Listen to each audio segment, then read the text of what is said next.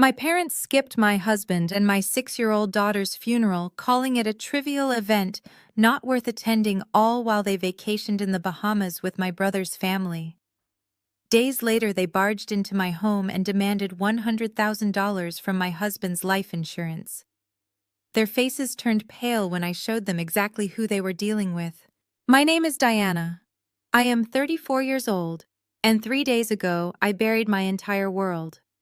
Before I continue this story, let me know where you are watching from in the comments below. Hit like and subscribe if you have ever had to stand up to family who underestimated your worth and treated your pain as an inconvenience. The hardwood floor of my living room was freezing against my bare legs, but I could not bring myself to move. I sat in the center of the vast silent space of the $1.2 million Connecticut home I had shared with my husband David and our beautiful daughter Lily. In my hands, I clutched Lily's bright yellow winter coat. It still smelled faintly of strawberries and the vanilla shampoo she used every night. 3 days had passed since I stood in the freezing rain and watched 2 mahogany caskets being lowered into the cold earth. 3 days of an agonizing, suffocating silence that was suddenly and violently shattered by the aggressive bang of my own front door being thrown wide open. Loud, boisterous laughter echoed through the foyer, followed by the heavy clattering of expensive designer luggage rolling over the threshold. I did not even have the energy to wipe my tear-stained face before my mother, Patricia, marched into the living room. She was wearing a vibrant floral resort dress, a stark and insulting contrast to the black mourning clothes I had practically lived in for a week. Her skin was baked to a deep golden tan, perfectly matching the glowing complexions of my father Richard, my older brother Greg, and Greg's wife Jasmine. "Good Lord, it is absolutely freezing in here," Patricia complained loudly, dropping a massive designer tote bag onto my pristine white sofa without a second glance at me sitting on the floor. "And it is so gloomy. Open a blind, Diana. The airline completely botched our connection in Miami. We have been traveling for 9 hours, and the service in first class was absolutely abysmal. I am exhausted, and my skin is peeling." I slowly raised my head, my hands tightening their grip on Lily's small yellow coat. My voice came out as a raspy, fragile whisper that quickly hardened into sharp steel. "You missed the funeral. You missed the funeral of your own granddaughter and your son-in-law." My father Richard walked in behind her, casually checking emails on his smartphone. He did not even bother to look up when he answered me. "It was a trivial event, Diana. They are already dead. Weeping over a hole in the ground will not bring them back. Greg was networking with some incredibly high net worth investors on that cruise. We could not exactly cancel his future over a tragedy. Business does not stop just because you are grieving." I stared at the man who had raised me, feeling a sickening knot twist in my stomach. "A trivial event." I repeated the words, burning my throat like acid. "My family is dead, Dad. A drunk driver wiped out my entire universe on a Sunday afternoon, and you call honoring their memory a trivial event." Greg let out a loud, exaggerated sigh as he kicked his loafers off, completely, ignoring the mud he tracked onto the expensive Persian rug David had imported for me just last year. "Stop being so dramatic, Diana. Dad is right. You always have to make everything about your fragile emotions. It was a non-refundable luxury cruise. We had private meetings scheduled with commercial developers from New York. You expect me to throw away a massive real estate deal just to stand around in the cold and watch you cry over things we cannot change?" I pushed myself off the floor, my legs trembling, but my posture straightening as I faced my brother. Greg was the golden child, the 37-year-old supposed business prodigy who had never faced a single consequence in his life. Every mistake he made was swept under the rug, funded by my parents' blind devotion and endless bank accounts. Before I could tell Greg to get out of my house, his wife Jasmine stepped around him. Jasmine was a sharp, fiercely pragmatic African-American woman who always prided herself on being the smartest person in the room.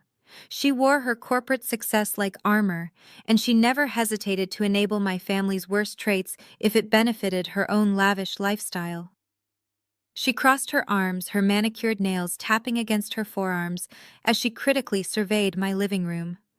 She looked at the vaulted ceilings, the custom built-in bookshelves David had designed, and the expensive modern art hanging on the walls. Look, Diana, let us be practical here, Jasmine said, her tone dripping with the kind of condescension you reserve for a naive child.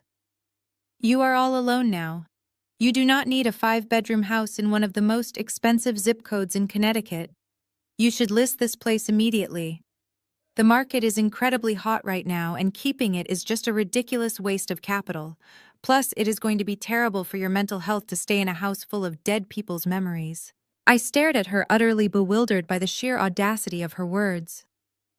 You just walked into my house 3 days after I buried my child to tell me to sell my home. I am not finished, Jasmine continued smoothly, completely unbothered by my shock. Greg's real estate firm hit a minor hiccup while we were away.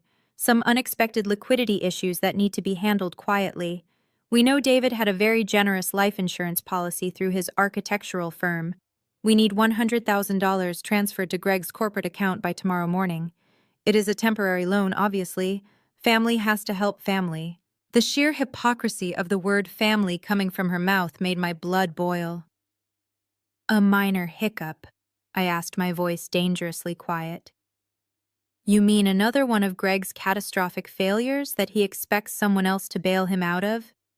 You think I am going to hand over my dead husband's life insurance money to fund your extravagant lifestyle? Patricia stepped forward, her face flushing with fierce indignation. How dare you speak to your sister-in-law that way? Your brother is trying to build a lasting legacy for this family. You have always been so utterly selfish, Diana. You sit here hoarding your wealth while your own flesh and blood asks for a simple favor. A simple favor! I shouted, the dam of my grief and rage finally breaking. You people are monsters. You skipped my daughter's funeral for a vacation, and you walk in here demanding $100,000. Get out, all of you. Get out of my house right now before I throw you out myself. Richard's face darkened, his authoritative facade slipping into pure malice. Do not use that tone with us. You owe this family. We raised you. We put up with your constant need to be different, your refusal to fall in line with our expectations. We gave you everything. You gave me nothing. I fired back, stepping right into his personal space, refusing to be intimidated by the man who had bullied me my entire childhood. When I was 18, I begged you to help me with my college tuition. You told me there was no money. But that very same week, you stole the waitress tips I had saved in a jar under my bed to buy Greg a $10,000 watch for his college graduation. A graduation he only managed to pass because I practically wrote all his final term papers for him. Greg lunged forward, his face contorted with intense anger. Shut your mouth, you ungrateful brat. I earned everything I have. You earn nothing. I screamed back, my voice echoing off the high ceilings. You leech off Mom and Dad, and now you think you can leech off David's grave. I am not giving you a single dime. I want you out of my house before I call the police for trespassing.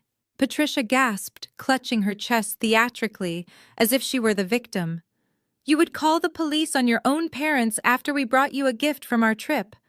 She gestured wildly to the kitchen island where she had dumped a cheap plastic bag containing a couple of tacky seashell keychains and a shot glass from Nassau. I did not hesitate for a fraction of a second. I walked over to the kitchen island, grabbed the plastic bag, and marched straight to the trash can. I threw the souvenirs directly into the garbage. Take your trash and leave, I commanded, pointing a shaking finger toward the front door. You are not family. You are parasites. For a second, nobody moved. The air in the living room was thick with a toxic mix of shock and absolute fury. Then Greg's face relaxed into a slow, malicious sneer. He adjusted his expensive collar and let out a dark, mocking chuckle. You think that insurance money is actually yours, Diana? He asked, his voice dripping with venomous amusement. You think you actually have a choice in this matter? Dad and David signed a joint business proxy for that commercial property deal last year. We hold an active power of attorney over his primary accounts for business continuity. My heart skipped a beat, but I forced my face to remain perfectly still. I refused to let them see my panic. We do not need your permission to take what is ours, Greg spat, turning on his heel. We will get our money today. Have fun living in this giant empty tomb all by yourself. Jasmine gave me one last pitying look, shaking her head, as if I were a tragic lost cause before linking her arm through Greg's. Patricia and Richard followed them out, slamming the heavy wooden front door so hard the framed family photos on the hallway console rattled violently against the wall. I stood alone in the deafening silence of the foyer, my chest heaving as I tried to process the nightmare that had just unfolded. They were lying. They had to be lying. David would never give them control over our personal assets. He knew exactly what kind of people they were. But before I could even collect my scattered thoughts, my phone vibrated heavily in my pocket. I pulled it out with trembling fingers, staring at the bright screen. It was an automated text alert from my bank. The notification read, "Urgent alert. Pending withdrawal, $100,000 from primary joint account. Authorization processing via power of attorney protocol." I stared at the glowing screen of my phone, the bank automated text message burning into my retinas. Urgent alert. Pending withdrawal. $100,000 from primary joint account. Authorization processing via power of attorney protocol. The suffocating grief that had paralyzed me on the living room floor evaporated in a single heartbeat, instantly replaced by a cold and calculating adrenaline. They were not just insulting my dead husband and child. They were actively robbing them. I wiped the tears from my face with the back of my hand, grabbed my car keys from the console, and sprinted out the front door. I drove toward the city with reckless precision, my mind shifting away from the tragedy of the past week and locking completely onto my professional training. I knew exactly which bank branch Greg and Patricia would go to. It was the main downtown financial hub, the only location in the region with the administrative authority to clear a wire transfer of $100,000 on the spot without an automatic 24-hour holding period. They thought they were being incredibly smart by bypassing the local suburban branches, but they were walking right into my domain. I pulled my car aggressively into a loading zone outside the sleek, glass-fronted banking conglomerate building, ignoring the parking meters entirely. As I pushed through the heavy revolving doors, the polished marble floors of the lobby echoed with the sharp, entitled sound of my brother's voice. Greg was leaning heavily against the teller counter, his posture dripping with unearned arrogance. He wore a tailored navy suit paid for by my parents, attempting to project the image of a successful real estate mogul. Beside him, my mother Patricia stood with her arms crossed tightly over her floral resort dress, tapping her designer heel impatiently against the floor. They were currently terrorizing a young, visibly distressed teller, whose name tag read Chloe. "I do not understand why this is taking so long," Greg barked, slapping his hand loudly against the marble counter. "I have provided the power of attorney. The account holder is my deceased brother-in-law. The funds are legally required to be released to my corporate account for immediate estate management. Process the wire transfer right now, or I will have your job before the end of the day." Chloe looked terrified, her hands trembling over her computer keyboard. "Sir, a transfer of $100,000 requires dual authorization and a mandatory fraud prevention hold, especially on a recently flagged estate account. I have to follow protocol." "Do you know who we are?" Patricia snapped, leaning aggressively over the glass partition. "We are premier clients. We do not wait for standard fraud holds. Call your branch manager right now and tell him Richard Watson's family requires immediate assistance. That will not be necessary." My voice sliced through the tense air of the bank lobby like a physical blade. Greg and Patricia whipped around, their expressions immediately shifting from entitled outrage to smug, triumphant satisfaction. They truly believed I was just a shattered, weeping widow who had rushed down here to beg them to stop. They thought they held all the power and that I was entirely helpless. Diana, Greg said, wearing a sickly, sweet, condescending smile that made my stomach churn. "You really should not have driven in your condition. The grief is clearly making you irrational and paranoid. Go back home and rest. Dad and I are taking over David's financial burdens, so you do not have to worry your pretty little head about complicated money matters." "You are stealing my husband's life insurance money," I stated clearly, my voice carrying across the quiet lobby, causing several other customers to turn and stare at our confrontation. Patricia scoffed, rolling her eyes dramatically and waving her hand in the air. "Oh, stop making a public scene, Diana. It is a temporary reallocation of family resources. Greg needs the capital for a massive commercial development that will benefit all of us. David would have wanted to invest in your brother's success. Now stand aside, stop being so dramatic, and let the adults handle the paperwork. I did not look at my mother. I did not look at my brother. Instead, I bypassed the velvet queuing ropes and walked directly up to the teller counter. I caught the eye of the branch manager, Marcus, who was hurrying out of his glass-walled office after hearing the loud commotion on the floor. Greg sneered, stepping aggressively into my path to block my way. "What do you think you're going to do, Diana?" cried to the manager. "We have a legally binding power of attorney document signed by David himself. You have absolutely no legal authority to stop this transaction." What my family entirely failed to realize was that I did not just work some generic office job as they so dismissively categorized my career. I reached into the inside pocket of my black blazer, pulled out my corporate lanyard, and let it drop against my chest. The heavy gold-plated badge caught the harsh fluorescent light of the bank. Marcus, the branch manager, stopped dead in his tracks. His eyes darted from my face to the badge, his posture instantly snapping to strict professional attention. "Marcus," I said, my voice ringing with absolute, undeniable authority, "I am Diana Preston, Regional Senior Forensic Accountant for this banking conglomerate's Northeast Division. My clearance level overrides this branch manager's authority. I am initiating an immediate hard freeze on all accounts associated with David Preston and Greg Watson under suspicion of felony wire fraud." Marcus swallowed hard, his eyes wide, and gave a sharp, immediate nod. "Right away, Ms. Preston. The transfer is cancelled and the accounts are fully locked." The color completely drained from Greg's face. His smug, arrogant smile vanished in an instant, replaced by sheer, unadulterated shock. He stared at the corporate badge resting against my chest as if it were a loaded weapon pointed directly at his head. Patricia let out a high-pitched gasp of fierce indignation. "What is the meaning of this? You cannot do that. You are just a glorified bookkeeper." "Marcus, I demand you process this document right now. She is acting out of pure spite and emotional instability. I am acting under strict federal banking regulations." I corrected, stepping closer to Patricia, forcing her to take a step backward. "And if you want to talk about spite, Mother, let us talk about the truth." Patricia's face contorted into a mask of pure, vicious rage. She abandoned her refined country club persona entirely, her voice echoing shrilly across the marble lobby for everyone to hear.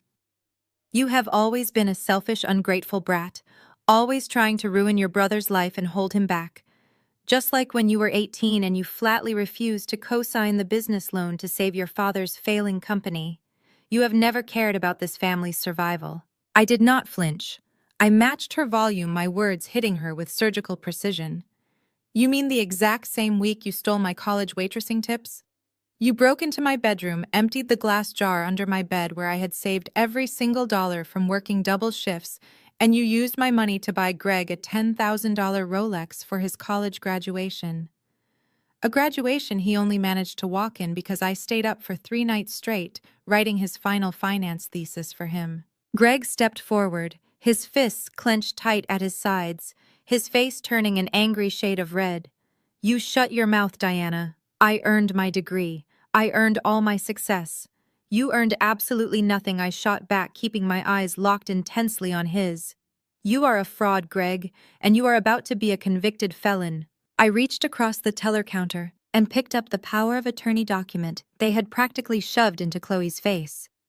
I did not need specialized laboratory equipment to dismantle their pathetic lie. I had spent a decade analyzing forged financial instruments for the federal government and private banking sectors. I held the paper up, running my trained eyes over the ink and the formatting.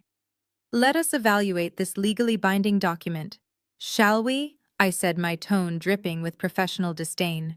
"First of all, the notary stamp. You used a customized embosser, but you failed to check the Connecticut State Registry formatting. The commission expiration date is listed as a Sunday. The state never issues notary commissions that expire on a Sunday. That is a forged federal seal."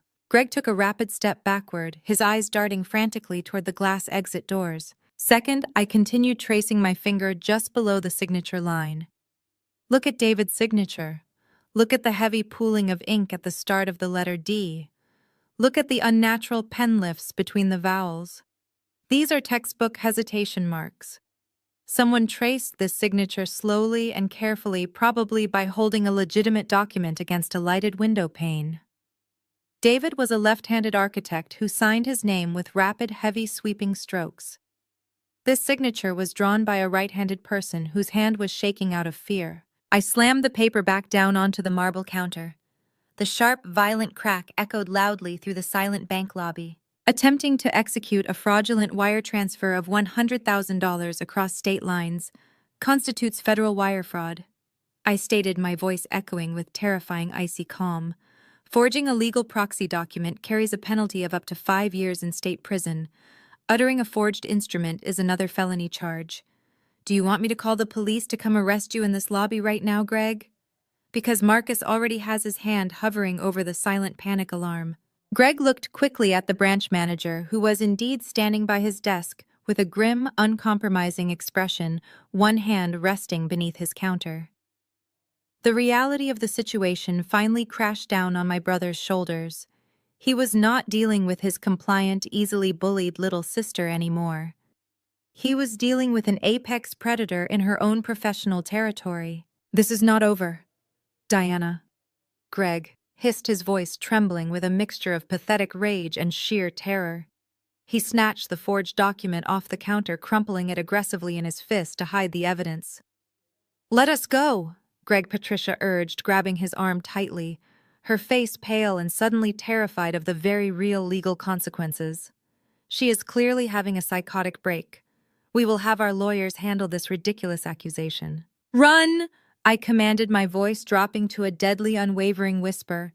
"Run before I decide to lock the doors and call the authorities." Greg and Patricia did exactly that.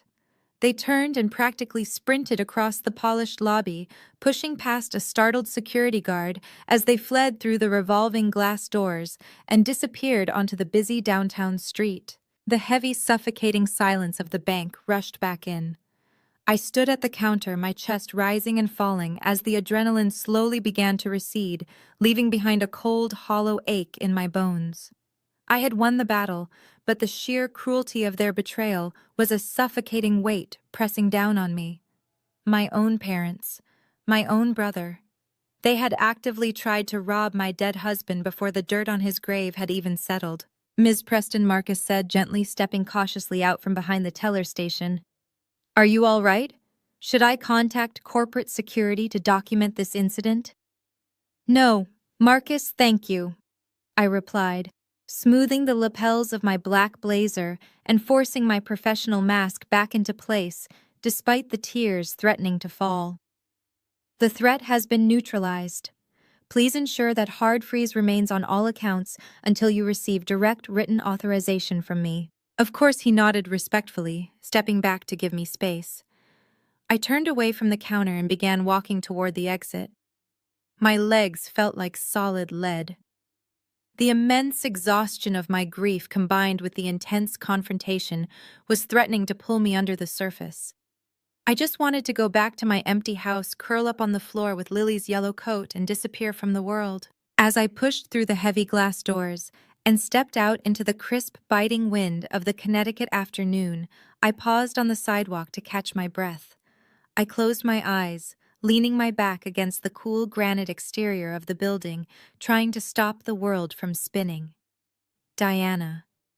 The voice was deep, calm, and incredibly familiar.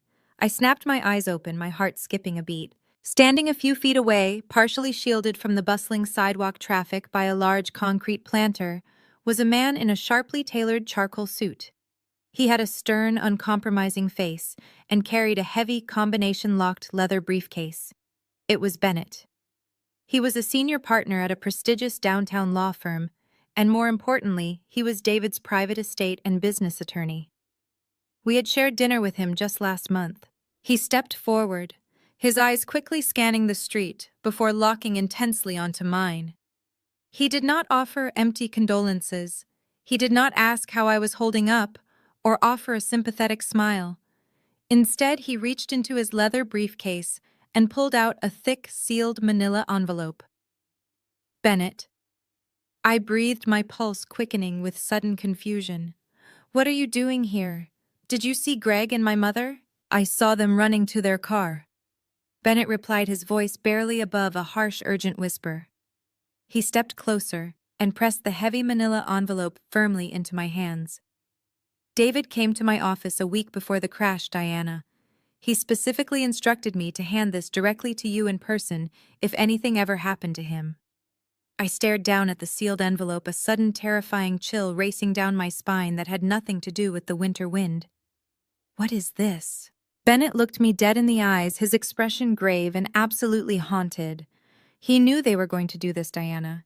He knew exactly what your family was planning. You need to see what he found. Bennett ushered me out of the freezing wind and into the secure, soundproofed walls of his downtown firm.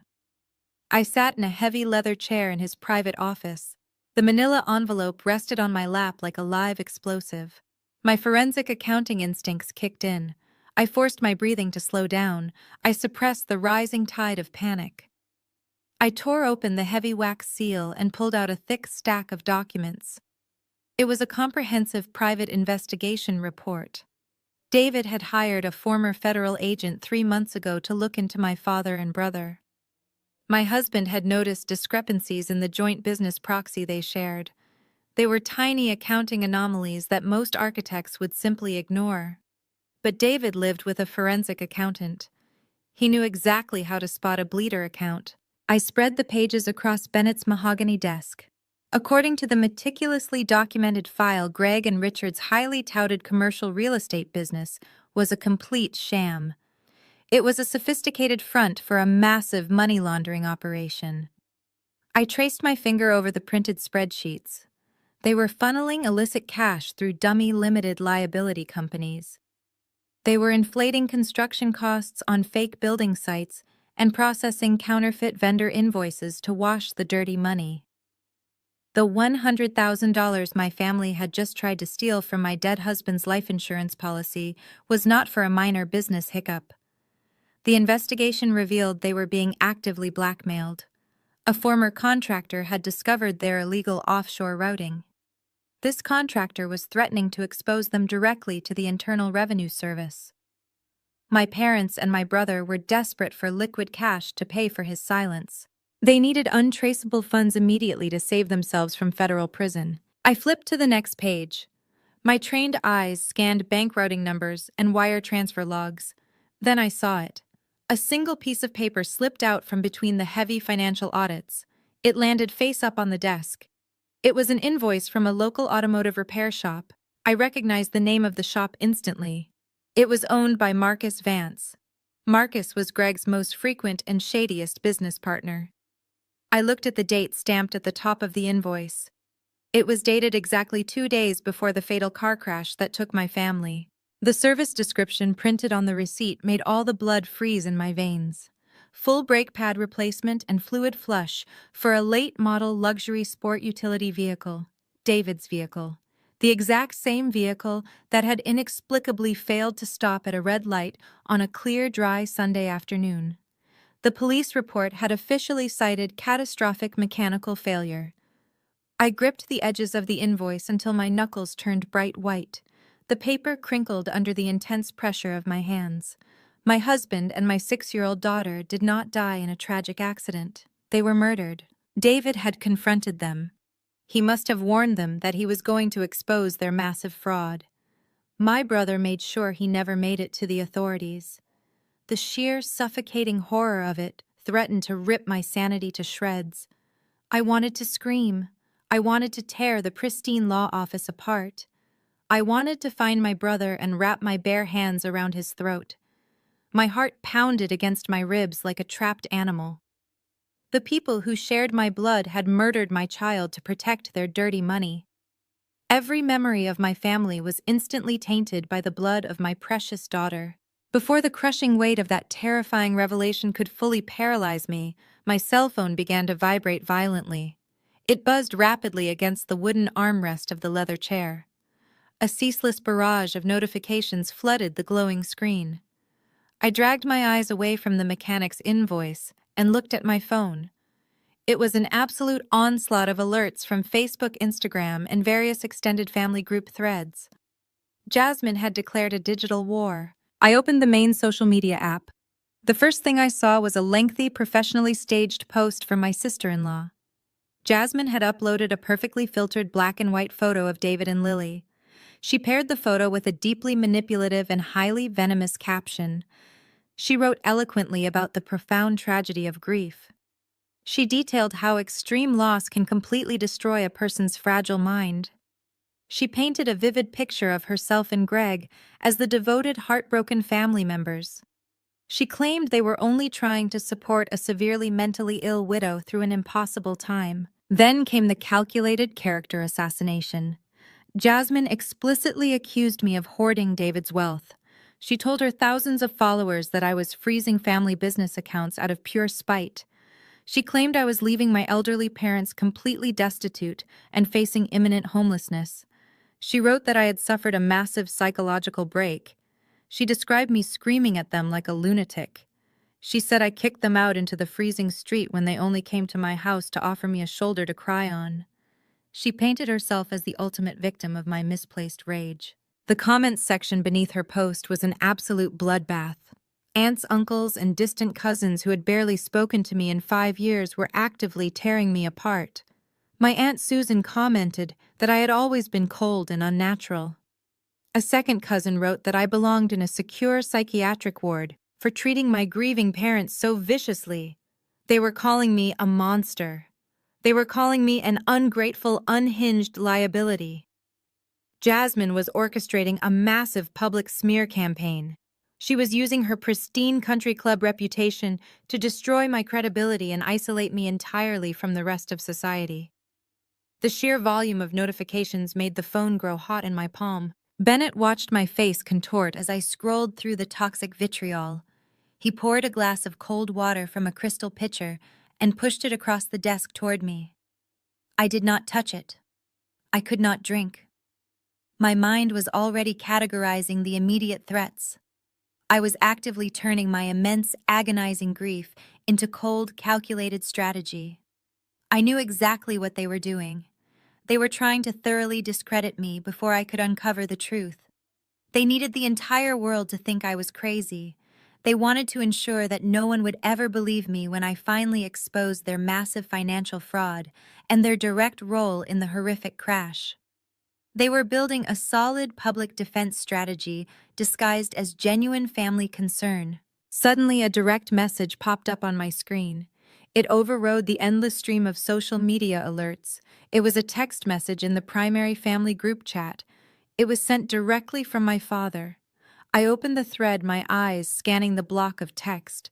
The words stared back at me. They were calculating, incredibly arrogant, and ruthlessly legal. Richard's message read clearly.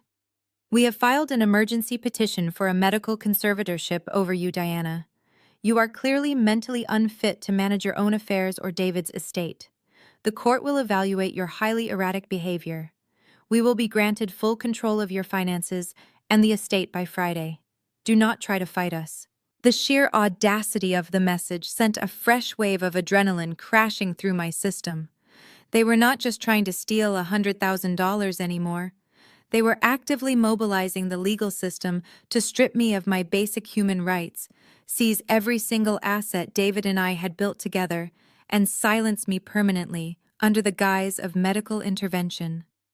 They believed I was too weak and too consumed by my profound grief to mount a proper defense against their high-priced lawyers. They expected me to surrender and hand over the keys to the kingdom. I set the cell phone face down on the polished mahogany desk. I closed the manila folder, securing the private investigation report, the damning financial spreadsheets, and the horrifying mechanic's invoice back inside the protective envelope. I looked across the desk at Bennett. The initial shock had entirely evaporated from my system. My tears were completely gone. I was no longer a grieving widow hiding in an empty house. I was a senior forensic accountant staring at a massive pile of federal crimes. My family had officially declared war on me. They had absolutely no idea what they unleashed. I sat frozen in the heavy leather chair inside Bennett's secure downtown office. The manila envelope rested on my lap like a live explosive. My forensic accounting instincts took over, forcing my breathing to slow and my racing heart to steady. I tore open the heavy wax seal and pulled out a thick stack of documents. It was a comprehensive private investigation report. David had hired a former federal agent 3 months ago to look into my father and brother. My husband had noticed discrepancies in the joint business proxy they shared, tiny accounting anomalies most architects would simply ignore.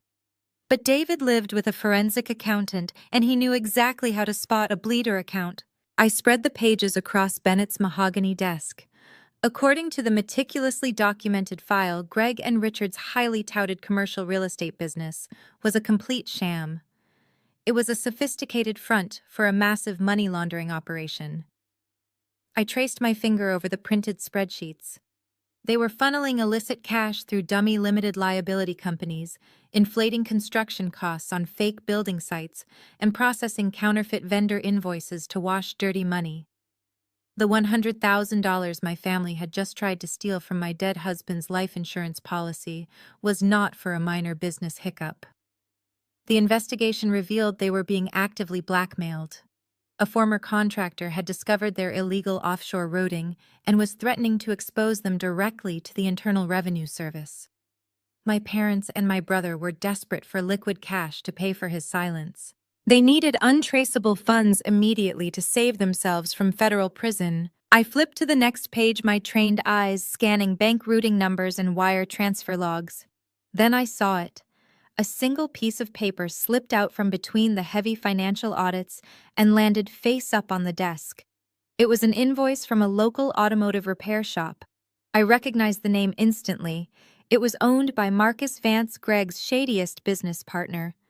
I looked at the date stamped at the top of the invoice. It was dated exactly 2 days before the fatal car crash that took my family. The service description printed on the receipt made all the blood freeze in my veins.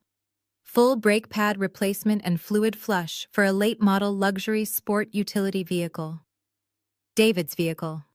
The exact same vehicle that had inexplicably failed to stop at a red light on a clear, dry Sunday afternoon. The police report had officially cited catastrophic mechanical failure. I gripped the edges of the invoice until my knuckles turned bright white, the paper crinkling under the intense pressure of my hands.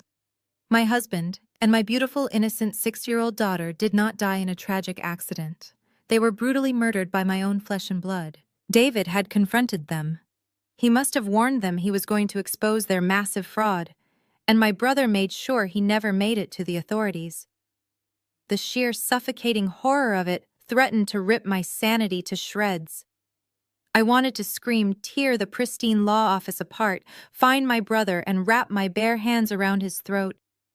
Every memory of my family was instantly tainted by the blood of my precious daughter. Before the crushing weight of that terrifying revelation could fully paralyze me, my cell phone began to vibrate violently against the wooden armrest of the leather chair. A ceaseless barrage of notifications flooded the glowing screen. I dragged my eyes away from the mechanic's invoice and looked at my phone.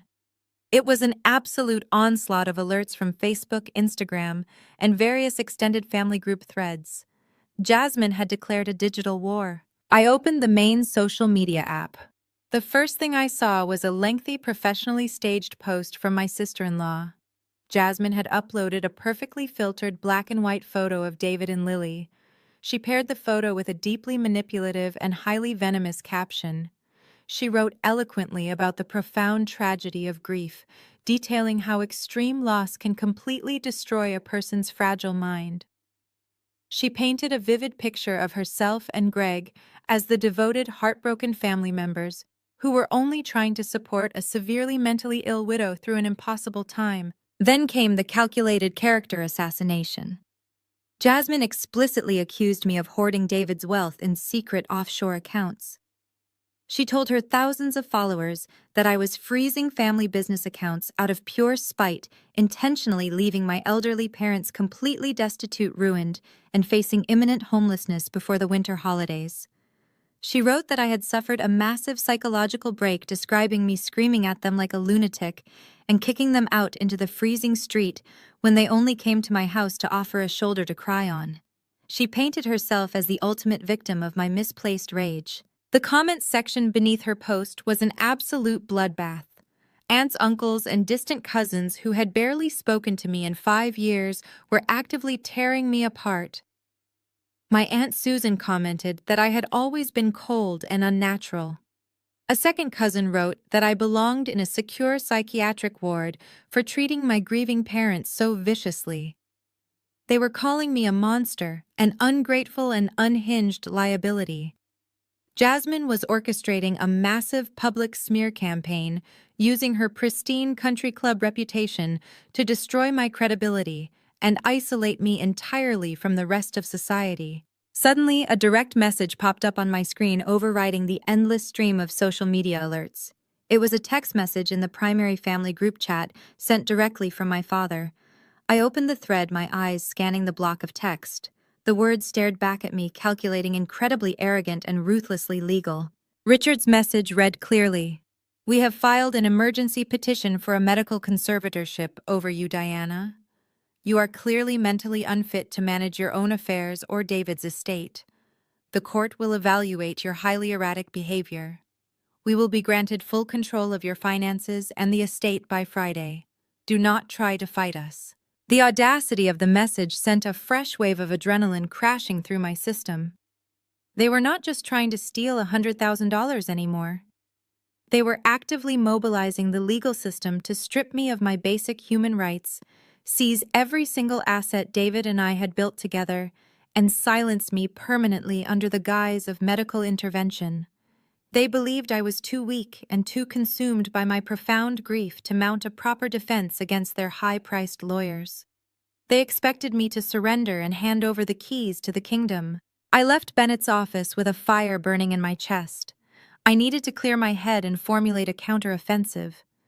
I drove to a high-end grocery store in the upscale part of town to buy some basic necessities, desperately needing a mundane task to ground my racing thoughts. The bright, sterile aisles usually offered a quiet anonymity, but fate had a completely different plan. As I turned the corner into the organic produce section, I froze completely in my tracks. Standing near the imported cheeses, bathed in the bright fluorescent lighting, was Jasmine. She was holding court with 3 of her wealthy country club friends, dressed immaculately in a designer trench coat and holding a luxury handbag that my brother had probably bought with stolen money. She was speaking in a loud, performative stage whisper, designed to carry across the aisle. "It is just so incredibly sad what grief does to the mind." Jasmine sighed dramatically, placing a perfectly manicured hand over her heart.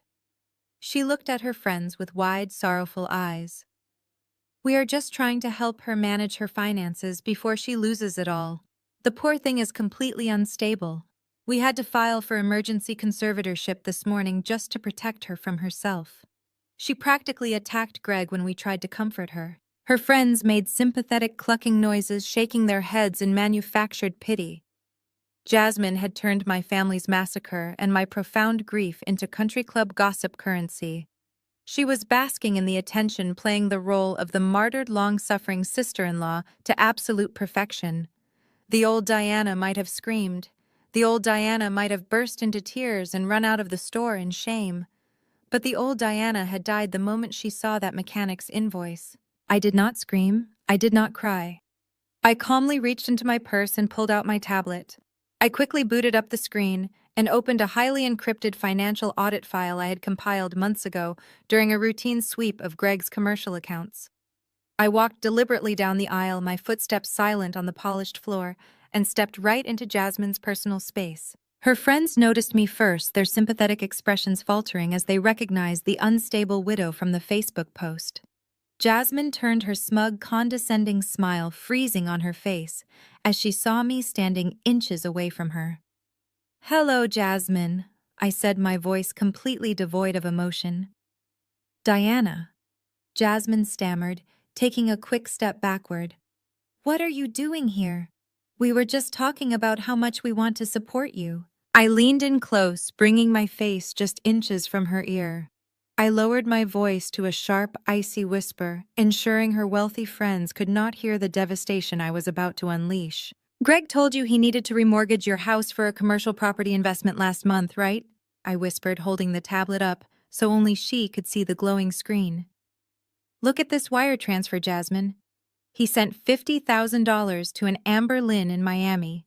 She is a 22-year-old fitness instructor. He has been funding his mistress's luxury apartment using your name on the debt. Jasmine's eyes darted to the screen. She saw the routing numbers. She saw the name. She saw the exact amount that corresponded to the second mortgage she had co-signed just 4 weeks ago. You are the sole guarantor on that loan, Jasmine. I continued smoothly, twisting the knife with professional precision. Greg used your immaculate credit score to buy his mistress a beachfront condo, and he left you holding the bag. If you want the forensic proof, I will hit send to your personal email right now. Jasmine was a proud, highly intelligent woman who demanded absolute respect from everyone around her. She did not tolerate disrespect, and she certainly did not tolerate public humiliation. Her smug, condescending expression dropped into sheer pale horror. The color drained entirely from her face, leaving her looking physically ill. The pristine facade of her perfect marriage shattered in a fraction of a second. She realized her husband had been playing her for an absolute fool. "Excuse me," Jasmine choked out, her voice trembling violently. She abruptly abandoned her expensive grocery cart right in the middle of the aisle, ignoring the confused questions from her country club friends. She turned and stormed out of the store, her heels clicking furiously against the floor, practically running to her car to confront Greg. I watched her leave, feeling a brief, intoxicating moment of triumph. I had just dismantled their strongest ally without raising my voice. I purchased my groceries, the cold satisfaction settling deep in my chest. But as I walked out of the store and approached my car in the parking lot, my brief victory was abruptly extinguished. A tall man in a plain gray jacket stepped out from behind a concrete pillar, his face completely devoid of expression, and aggressively blocked my path to the driver's side door. "Diana Preston?" he asked, holding out a thick, heavily bound legal binder. "Yes," I answered automatically. "You have been served." He shoved the thick legal binder forcefully into my chest and walked away quickly without another word. I dropped my brown paper grocery bags onto the cold asphalt and stared down at the massive stack of legal documents. Richard was not just suing for a medical conservatorship. I flipped open the heavy cover, my eyes scanning the bold black text on the very first page. My father was suing David's estate for $2 million, formally claiming my dead husband had systematically embezzled money from the family business before his sudden and incredibly convenient death. The heavy legal binder felt like a slab of concrete in my hands. I stared down at the crisp white paper, my eyes scanning the bold black text over and over again. My father was not just trying to paint me as an incompetent, grieving widow. He was actively trying to brand my dead husband as a criminal. He wanted to strip David of his honor, his legacy, and his financial assets, all in one swift, catastrophic motion. The audacity was breathtaking. They were trying to bleed the estate dry through aggressive litigation, knowing the legal defense fees alone would cripple most people. But I was not most people. I threw the binder onto the passenger seat of my car, ignoring the scattered groceries in the back. My brief moment of satisfaction over destroying Jasmine's pristine facade vanished, replaced by an Arctic razor-sharp focus. I drove back to my house in complete silence. The sprawling Connecticut property felt different as I pulled into the driveway. It no longer felt like a tomb of memories. It felt like a fortress. I carried the binder inside, bypassed the kitchen, and walked directly into David's custom-built home office. I locked the heavy oak door behind me. I closed the plantation blinds, shutting out the fading afternoon light, and turned on the overhead fluorescent lamps. I booted up my dual-screen desktop monitors. If my family wanted a financial war, they had just picked a fight with an apex predator. They assumed my grief would make me sloppy. They assumed I would cower behind a defense attorney. They had no idea that I spent my entire career dismantling corporate criminals far smarter than a local real estate developer and his arrogant son. I cracked my knuckles, pulled my keyboard close, and went to war. I bypassed standard banking portals and logged directly into specialized federal forensic databases. My corporate clearance granted me access to global routing networks, offshore wire registries, and encrypted corporate filings. I started with the foundation of my father's empire, Watson Commercial Development. I pulled the public tax records first, establishing a baseline of their reported income. Then I cross-referenced those figures with the hidden ledgers I had copied from the bank's internal fraud detection system earlier that day. The discrepancies were massive. My fingers flew across the keyboard writing complex search algorithms to hunt down matching dollar amounts bouncing between shell companies. Greg and Richard had established a dizzying labyrinth of limited liability companies.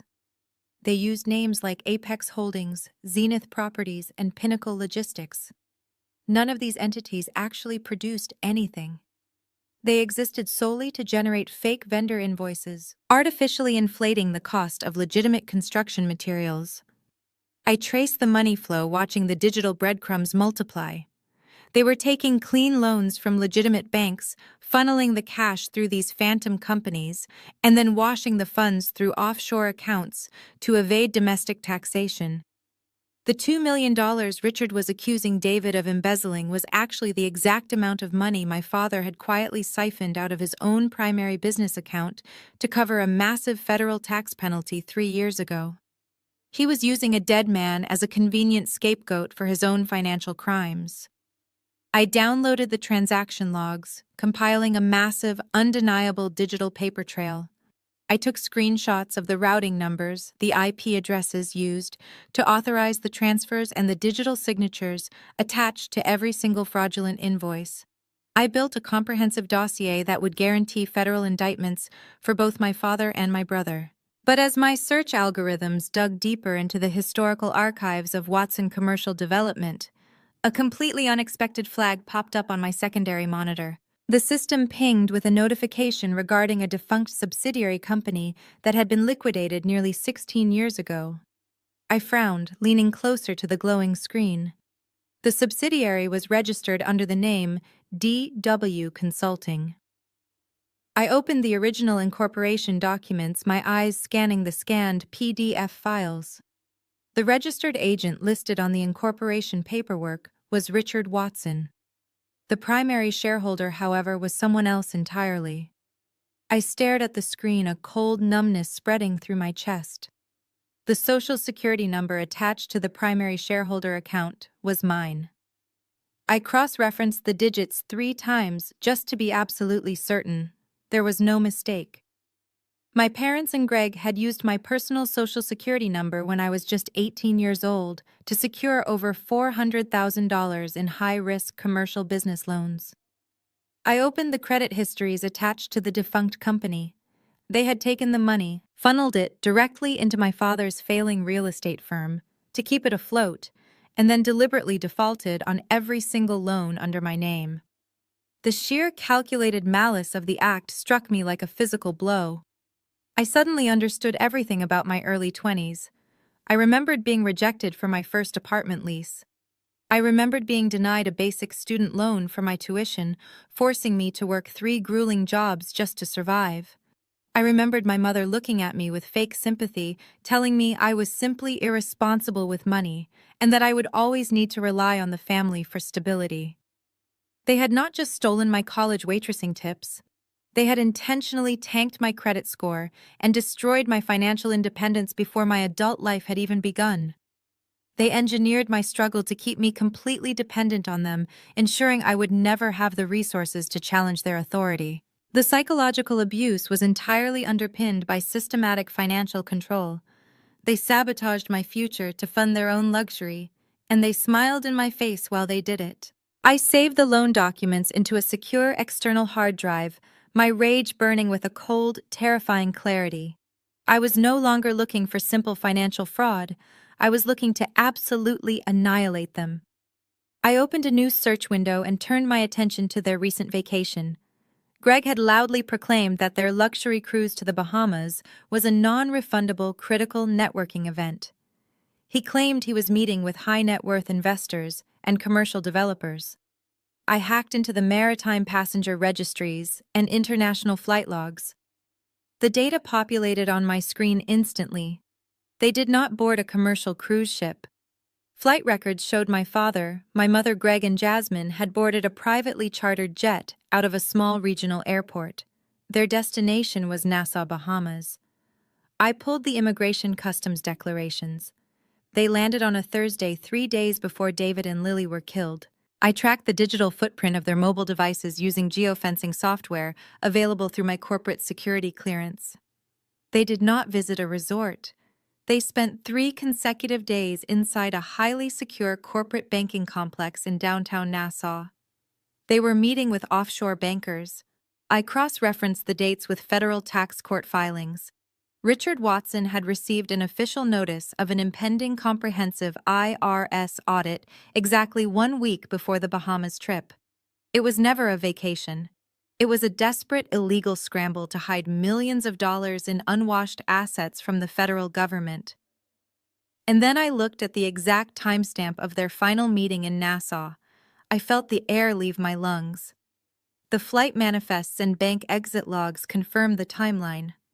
My parents and my brother were sitting in a pristine, air-conditioned offshore bank, illegally moving dirty money into untraceable accounts. On the exact same afternoon, I was standing in the freezing rain in Connecticut, watching 2 mahogany caskets being lowered into the cold earth. They were protecting their stolen wealth while I buried my entire universe. The profound depravity of my family was almost incomprehensible. I pushed back from the desk, adrenaline surging. I had the wire fraud, identity theft, and tax evasion evidence to destroy them, but none of it explained the mechanic's invoice. None of it explained the catastrophic brake failure. I accessed David's personal cloud drive. I typed our master password. Bypassing standard folders, I opened a hidden directory labeled with a single red exclamation point. Inside was an audio file time-stamped Saturday evening, the night before the crash. I clicked play. Static hissed through the speakers, followed by my husband's heavy, tense voice. "I know what you did to the brakes," Greg David echoed through the room, utterly fearless. After a sharp intake of breath, Greg's panicked voice denied absolutely everything immediately. David cut him off instantly. "The game is over," David said, his tone ringing with absolute finality. "You are not going to ruin Diana anymore. I have the invoice. I have the banking records. If you don't turn yourself in, I'm going to the police on Monday." The audio file abruptly ended, plunging my office back into a deafening silence. My husband had given my brother an ultimatum on Saturday night. The fatal car crash happened on Sunday afternoon. I sat frozen in the sterile glow of my dual monitors, staring at the digital audio file icon. The horrific revelation did not bring a fresh wave of tears to my eyes. Instead, the final fragile thread tethering me to my underlying humanity simply snapped in half. The crippling, suffocating sorrow that had anchored me to the hardwood floor of my living room for the past week completely evaporated into the cold air. It was instantly replaced by a blinding, absolute, and crystalline rage. My family had not just stolen my financial future, they had brutally slaughtered my loving husband and my innocent 6-year-old daughter just to protect their fraudulent, pathetic offshore bank accounts.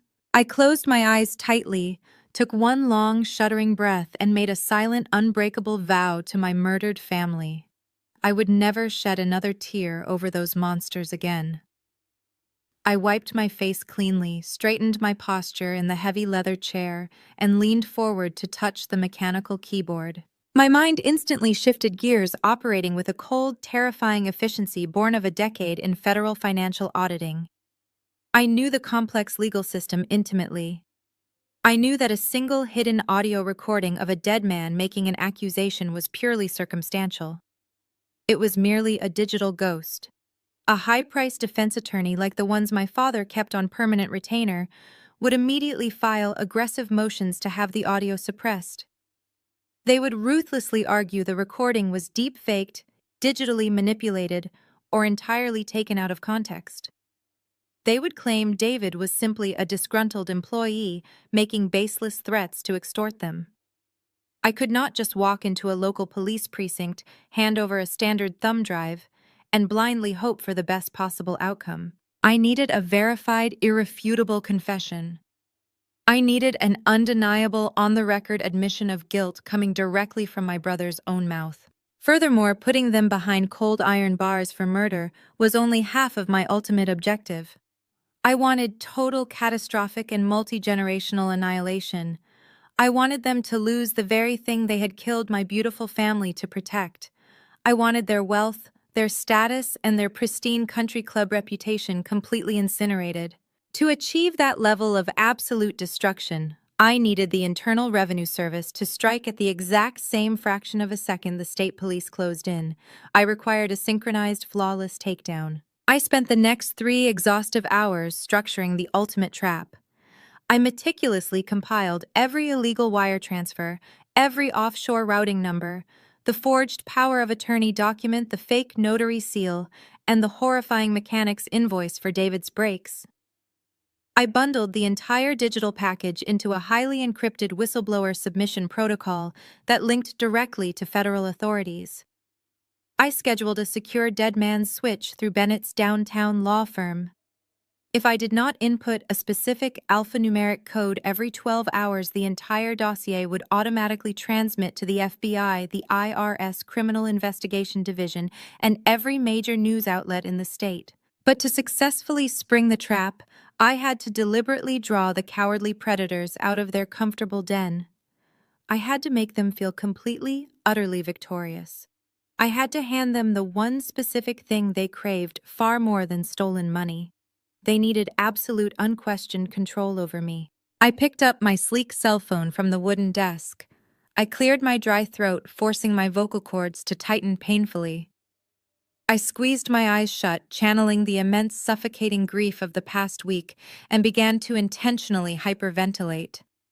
I forced my breathing to become shallow and ragged. I let out a pathetic, broken sob, practicing the exact pitch of a defeated woman who had finally lost her mind. It was an Oscar-worthy performance of total submission. I dialed my mother's personal number, letting it ring. Patricia answered on the second ring. Her voice was sharp, bitterly cold, and entirely devoid of any natural maternal warmth. "Have you finally come to your senses, Diana, or are you calling to scream at me like a lunatic again?" "Mom," I wailed, letting my voice crack and shatter pathetically over the cellular line. I sobbed hysterically, holding the phone slightly away from my mouth to heavily emphasize the desperate gasping sounds. "Mom, please. You won. You finally won." The process server came to the grocery store. The lawsuit, the conservatorship. It completely broke me. I cannot fight you and Dad anymore. I paused, letting out another loud, pathetic cry. I stared blankly at the glowing computer screen, my face perfectly calm while my voice projected total, unmitigated devastation. "I am so alone, Mom." I begged, pitching my tone perfectly to sound desperate, small, and utterly defeated. "The house is so incredibly big and empty. David is gone. Lily is gone. I cannot handle the immense pressure of these frozen accounts or the ruthless lawyers. I am terrified. I realize now that I desperately need my family. Please, I will do whatever you want. I will give Greg the $100,000 right now. I will immediately drop my legal defense against Dad's $2 million estate lawsuit. You can have the entire estate. Just please forgive me. Please do not leave me alone in the dark." There was a brief, incredibly heavy silence on the line. I knew exactly what was happening on the other end of the connection. Patricia was soaking it in. She was drinking my manufactured desperate pain like a glass of fine vintage wine. When she finally spoke, her tone was dripping with pure, unadulterated, malicious triumph. "I told you that you were too fragile for this real world, Diana. I told you that acting out against your own flesh and blood would only lead to your absolute ruin. You always were a deeply unstable, highly emotional child. It is a profound relief to see that you finally recognize your proper place in this family hierarchy." "Yes, Mom." I whimpered softly, clutching a basic ballpoint pen on my desk, so hard the plastic casing threatened to snap in half. "You were right. You were always right about me. Patricia practically purred with intense narcissistic satisfaction over the line. Well, we are not monsters, Diana. We will not let you drown in your own sheer incompetence. We will take over David's complicated estate and properly manage your affairs from now on. In fact, we should actively celebrate your return to sanity. We are going to host an early Thanksgiving dinner tomorrow evening. An early Thanksgiving dinner, I repeated slowly, forcing my voice to tremble with fake, overwhelming gratitude. Yes, Patricia dictated, her voice taking on the sharp, uncompromising, commanding edge of a general addressing a lowly subordinate. I will immediately book the private dining room at the Continental downtown. It is highly exclusive and completely soundproofed, so we do not have to worry about your emotional outbursts disturbing the other wealthy patrons. We will meet at 7 o'clock sharp. Do not wear black, Diana. I am incredibly sick of looking at your depressing mourning clothes. I will be there, I promised weakly. Thank you, Mom. There is one critical stipulation, Patricia added, her tone suddenly dropping into a hard, uncompromising, and deeply sinister threat. You will bring a certified physical cashier's check for exactly $100,000 to that dinner. You will hand it directly to your brother before we even order our appetizers. Consider it a mandatory, necessary gesture to prove your absolute, unquestioning loyalty to this family. If you do not bring the money, you will never speak to any of us again, and we will proceed with the aggressive conservatorship trial on Friday morning. Do you understand me? I understand, I cried softly. I will bring the check, I promise. Good girl, Patricia said condescendingly, and she disconnected the call without saying a single standard goodbye. I slowly lowered the phone back to the wooden desk. The pathetic, gasping sobs vanished instantly. My face settled into a rigid mask of pure, hardened stone. The bait was successfully set. They had specifically chosen a soundproofed, highly private room. It was the absolute perfect, controlled environment for a hostile interrogation. They actually thought they were luring a broken, compliant, defenseless victim into a corner to systematically strip her of her last remaining assets. They did not realize they had just arrogantly invited a relentless executioner into a locked, inescapable vault. I turned my attention back to the glowing monitors. I needed to ensure the recording devices I planned to wear were ready. I needed to ensure the hidden hardware I planned to wear to the Continental was fully synced to my secure offshore cloud server. I opened the bottom drawer of David's desk and pulled out a high-grade digital audio transmitter. It was a tiny, sleek piece of advanced technology I had acquired during my extensive time working closely with federal bank fraud investigators. It was specifically designed to securely capture crystal-clear audio through thick layers of heavy clothing and instantly transmit the raw data to a remote, untouchable server. I was just finishing the complex synchronization protocol when my cell phone chimed sharply against the hard wood. It was not a standard text message. It was a rare notification from a highly secure, heavily encrypted messaging application I rarely used outside of corporate audits. I frowned deeply, picking up the device. The sender ID was a randomized, constantly shifting string of alphanumeric characters, completely masking the true origin of the incoming message. I opened the application and decrypted the text. The message was brief, frantic, and deeply chilling. "It is Jasmine," the text read. "Greg hit me." I stared at the screen, my breath catching slightly in my throat. Jasmine was a fiercely proud, intensely guarded, and highly protective woman. For her to reach out to me, the sister-in-law she had just publicly crucified on social media hours prior, meant that her perfect world had completely collapsed. The revelation in the grocery store had worked flawlessly. The pristine facade of her fake marriage had violently shattered, and the resulting shrapnel had clearly caused massive, irreparable damage. A second encrypted message populated on the screen immediately after the first. I confronted him about Amber Lynn and the $50,000 wire transfer. He completely lost his mind. He hit me across the face and locked himself in his study. I am done, Diana. I am completely done protecting him. He thinks I am just a trophy wife who does not understand his illegal business. He is wrong. I know exactly what he and your father have been doing. I opened his home safe while he was sleeping. I have the physical ledgers, the actual handwritten account books, I have the irrefutable proof of everything. Meet me at the abandoned parking garage on 4th Street in exactly 1 hour. Come alone." I read the message twice, my mind racing through the tactical implications. The physical ledgers were the holy grail of financial fraud investigations. Digital records could easily be contested, claimed as hacked or manipulated, but handwritten account books with Greg and Richard's physical signatures and notations were undeniable concrete proof of their money laundering empire.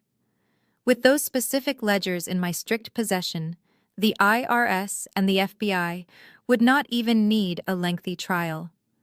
They could freeze every single asset my family owned overnight and issue federal arrest warrants by dawn. Jasmine was actively handing me the final necessary nail for their coffins. I quickly typed a secure response, my thumbs flying across the glass screen with practiced flawless precision. "I am leaving right now. Lock your car doors, keep your head down, and absolutely do not let anyone see you waiting there. I will be there before the hour is up." I closed the encrypted application, grabbed my heavy winter coat from the back of the leather chair, and snatched my car keys off the wooden desk. I was entirely ready to serve my treacherous family a massive, unrelenting serving of complete, unmitigated destruction. The trap was perfectly set, and the execution was about to begin. I pulled out of my driveway. Jasmine had suggested an abandoned garage, but protocol dictated otherwise. Cornered men are dangerous. I redirected her to a secluded coffee shop on the edge of the industrial district. Nobody from her pristine circle would be caught dead there, but it had security cameras. I arrived early, securing a corner booth. The bell chimed and Jasmine walked in. She was practically unrecognizable. The confident woman who patronized me was gone. She wore an oversized black trench coat.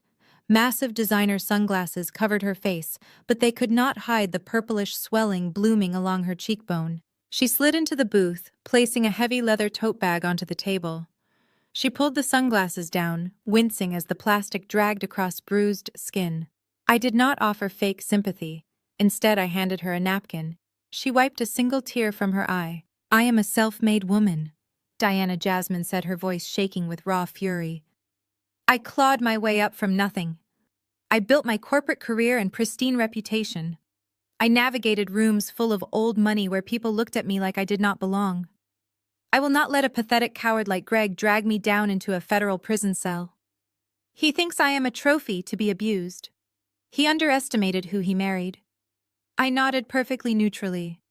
"Show me what you have, Jasmine." Jasmine reached into her tote bag and pulled out a thick black leather-bound notebook. It looked ordinary from the outside, but as she slid it across the table, it felt incredibly heavy. "This is his physical ledger," Jasmine whispered. I watched him input combinations into the wall safe behind his golf trophies. He thought I was asleep. When he locked himself in his study after he hit me, I went straight to the safe. This book contains every transaction they kept off the digital books. Every unlaundered cash drop, every offshore routing number, and every payout to that contractor blackmailing them. I opened the black book. My eyes scanned the meticulously handwritten columns. It was the holy grail of financial fraud investigations. Criminals always think they are smarter than the system, but their fatal flaw is paranoia. They never fully trust digital records, so they keep a physical master copy. I turned the page, and my blood ran cold. "Jasmine," I said, tracing my finger down a column dated 15 years ago. "Do you know what this is?" She leaned over the table. "It looks like personal loan disbursements." "These are fraudulent loans," I corrected her. "This is my social security number. My parents and Greg used my identity when I was a teenager to secure over $400,000 in commercial credit. They deliberately defaulted on the debt to funnel cash directly into my father's failing real estate firm.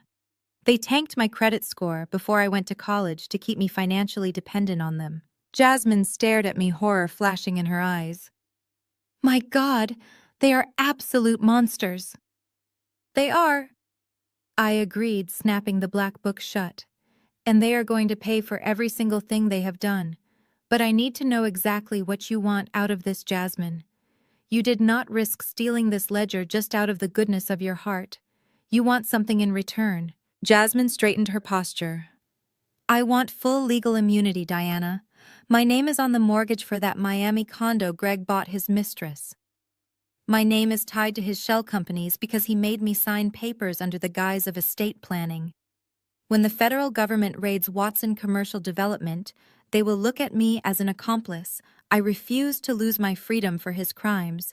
You work in federal banking compliance. You protect me and the ledger is yours. I looked at the desperate woman sitting across from me. I had every reason to despise her. She actively participated in the cruel public smear campaign against me just hours ago. But my ultimate goal was the absolute annihilation of Richard and Greg Watson. Jasmine was offering me the exact weapon I needed to execute that plan flawlessly. Deal, I stated, extending my hand. You will not face a single charge. I will hand you over to the Internal Revenue Service as a protected whistleblower. Under the federal whistleblower program, you will receive full legal immunity and a percentage of the recovered funds. You can walk away from this marriage completely clean and financially secure.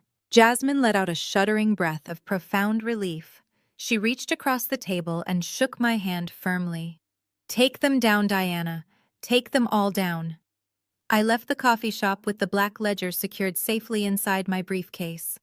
I drove straight back to my house, ensuring the perimeter security system was fully activated before locking myself back inside David's office. I placed the physical black book next to my keyboard and opened the highly encrypted digital audit file I had compiled earlier. I began the meticulous process of cross-referencing my brother's handwritten notes with the offshore wire transfers I had pulled from the banking conglomerate's forensic database. The sheer scale of the tax evasion was staggering. My father had always projected the image of a moderately successful regional developer, but the reality was far more sinister. They had been artificially deflating their domestic revenue while funneling massive construction kickbacks through a labyrinth of phantom limited liability companies. I traced a series of matching transactions. In the ledger, Greg had noted a cash influx of $300,000 from a municipal building contract. On the digital side, that exact same amount was instantly routed through an entity called Pinnacle Logistics, broken down into smaller increments to avoid reporting triggers, and deposited into an account in Nassau. I continued compiling the data, merging the physical proof with the digital footprint. I calculated the total amount of concealed unwashed assets over the past 10 years. The final number blinking on my secondary monitor made me sit back in my chair. $4.2 million. They owed the federal government over $4 million in unpaid taxes and penalties. This was no longer a simple case of corporate embezzlement. This elevated their crimes to a severe top-tier federal felony. The Internal Revenue Service Criminal Investigation Division does not negotiate with tax evaders at this level. They execute heavily armed pre-dawn raids. They freeze every single bank account, seize every piece of physical property, and auction off luxury vehicles to recoup the stolen funds. My father's sprawling Connecticut estate, his pristine country club memberships, his vintage car collection. It was all going to be seized by the federal government. They would be left with absolutely nothing. But the tax evasion was only the financial mechanism of their destruction. It was the lever I needed to pull to secure justice for the actual crime. I looked at the audio file saved on my desktop. The recording of David confronting Greg about the sabotaged brakes. If I handed that audio file to local police, Greg's lawyers would stall for years. But if Greg was already sitting in a federal interrogation room facing decades in federal prison for a multi-million-dollar money laundering conspiracy, a murder charge would break him completely. The federal agents would use the financial crimes to leverage a full recorded confession about the car crash. I spent the next hour formatting the ultimate inescapable dossier. I digitized every single page of the black ledger, pairing the handwritten notes with the corresponding offshore wire logs. I attached the forged power of attorney document, explicitly outlining their attempt to steal my husband's life insurance. I attached the loan documents proving their historical identity theft using my social security number. Finally, I attached the mechanic's invoice and the audio recording of David's final confrontation. I organized the files, creating a watertight, bulletproof case that any federal prosecutor would consider a career-making gift. I encrypted the master file and loaded it onto a secure portable hard drive. I glanced at the clock on my wall. It was approaching 5 in the evening. I was scheduled to meet my treacherous family at the Continental in exactly 2 hours. They expected me to walk into their private dining room, hand over a cashier's check for $100,000, and beg for their forgiveness. They expected me to submit to their fraudulent medical conservatorship. I picked up my cell phone. I navigated to my secure professional contacts list. I located the direct line for Special Agent Marcus Thompson. Agent Thompson ran the regional division of the IRS Criminal Investigation Unit. We had collaborated closely over the past 5 years. He was a ruthless, brilliant investigator who did not care about local politics or country club reputations. I hit the dial button. The line rang twice before he answered. Thompson. His deep, gravelly voice echoed through the speaker. Marcus, it is Diana Preston, I said, keeping my voice perfectly calm and completely steady. Diana, he replied, his tone immediately shifting to one of respectful sympathy. I heard about David and your daughter. I am so incredibly sorry for your loss. If there is anything I can do, please just name it. I need a major favor, Marcus, I stated, bypassing the condolences entirely. I am holding physical and digital proof of a massive multi-million-dollar wire fraud and international tax evasion conspiracy. The targets are actively laundering money through offshore accounts in Nassau to avoid an impending federal audit. The sympathy in Agent Thompson's voice instantly vanished, replaced by sharp professional intensity. How much are we talking about, Diana? Over $4 million owed in federal taxes, I replied, staring at the glowing numbers on my monitor. I have the physical ledgers. I have the offshore routing numbers. I have a cooperating whistleblower willing to testify for full immunity. I am handing you a career-making federal felony case, served on an absolute silver platter. I could hear the sound of him sitting up in his office chair. Bring the files to my office right now. I will assemble a strike team. No, I interrupted firmly. I will give you the complete unredacted dossier, Marcus. But you have to execute the raid exactly when and where I say. Agent Thompson did not hesitate. You have a deal, he replied, his voice vibrating with professional anticipation. Text me the precise time and location. My tactical team will be locked, loaded, and waiting on your signal. I ended the call, placing my phone inside my leather briefcase next to the physical black ledger and the encrypted hard drive. The heavy brass clasps snapped shut with a metallic click. It sounded like the locking mechanism of a federal prison cell. I walked upstairs to my bedroom, bypassing the dark morning clothes. My mother had explicitly commanded me not to wear black to her dinner. I intended to follow that directive to the absolute letter. The drive to downtown Hartford took 40 minutes. The Continental Steakhouse sat on a prime corner of the financial district, projecting an aura of intimidating wealth. I handed my keys to the valet, gripped my briefcase, and walked through the revolving doors. The dimly lit interior smelled faintly of expensive cigars and roasted garlic.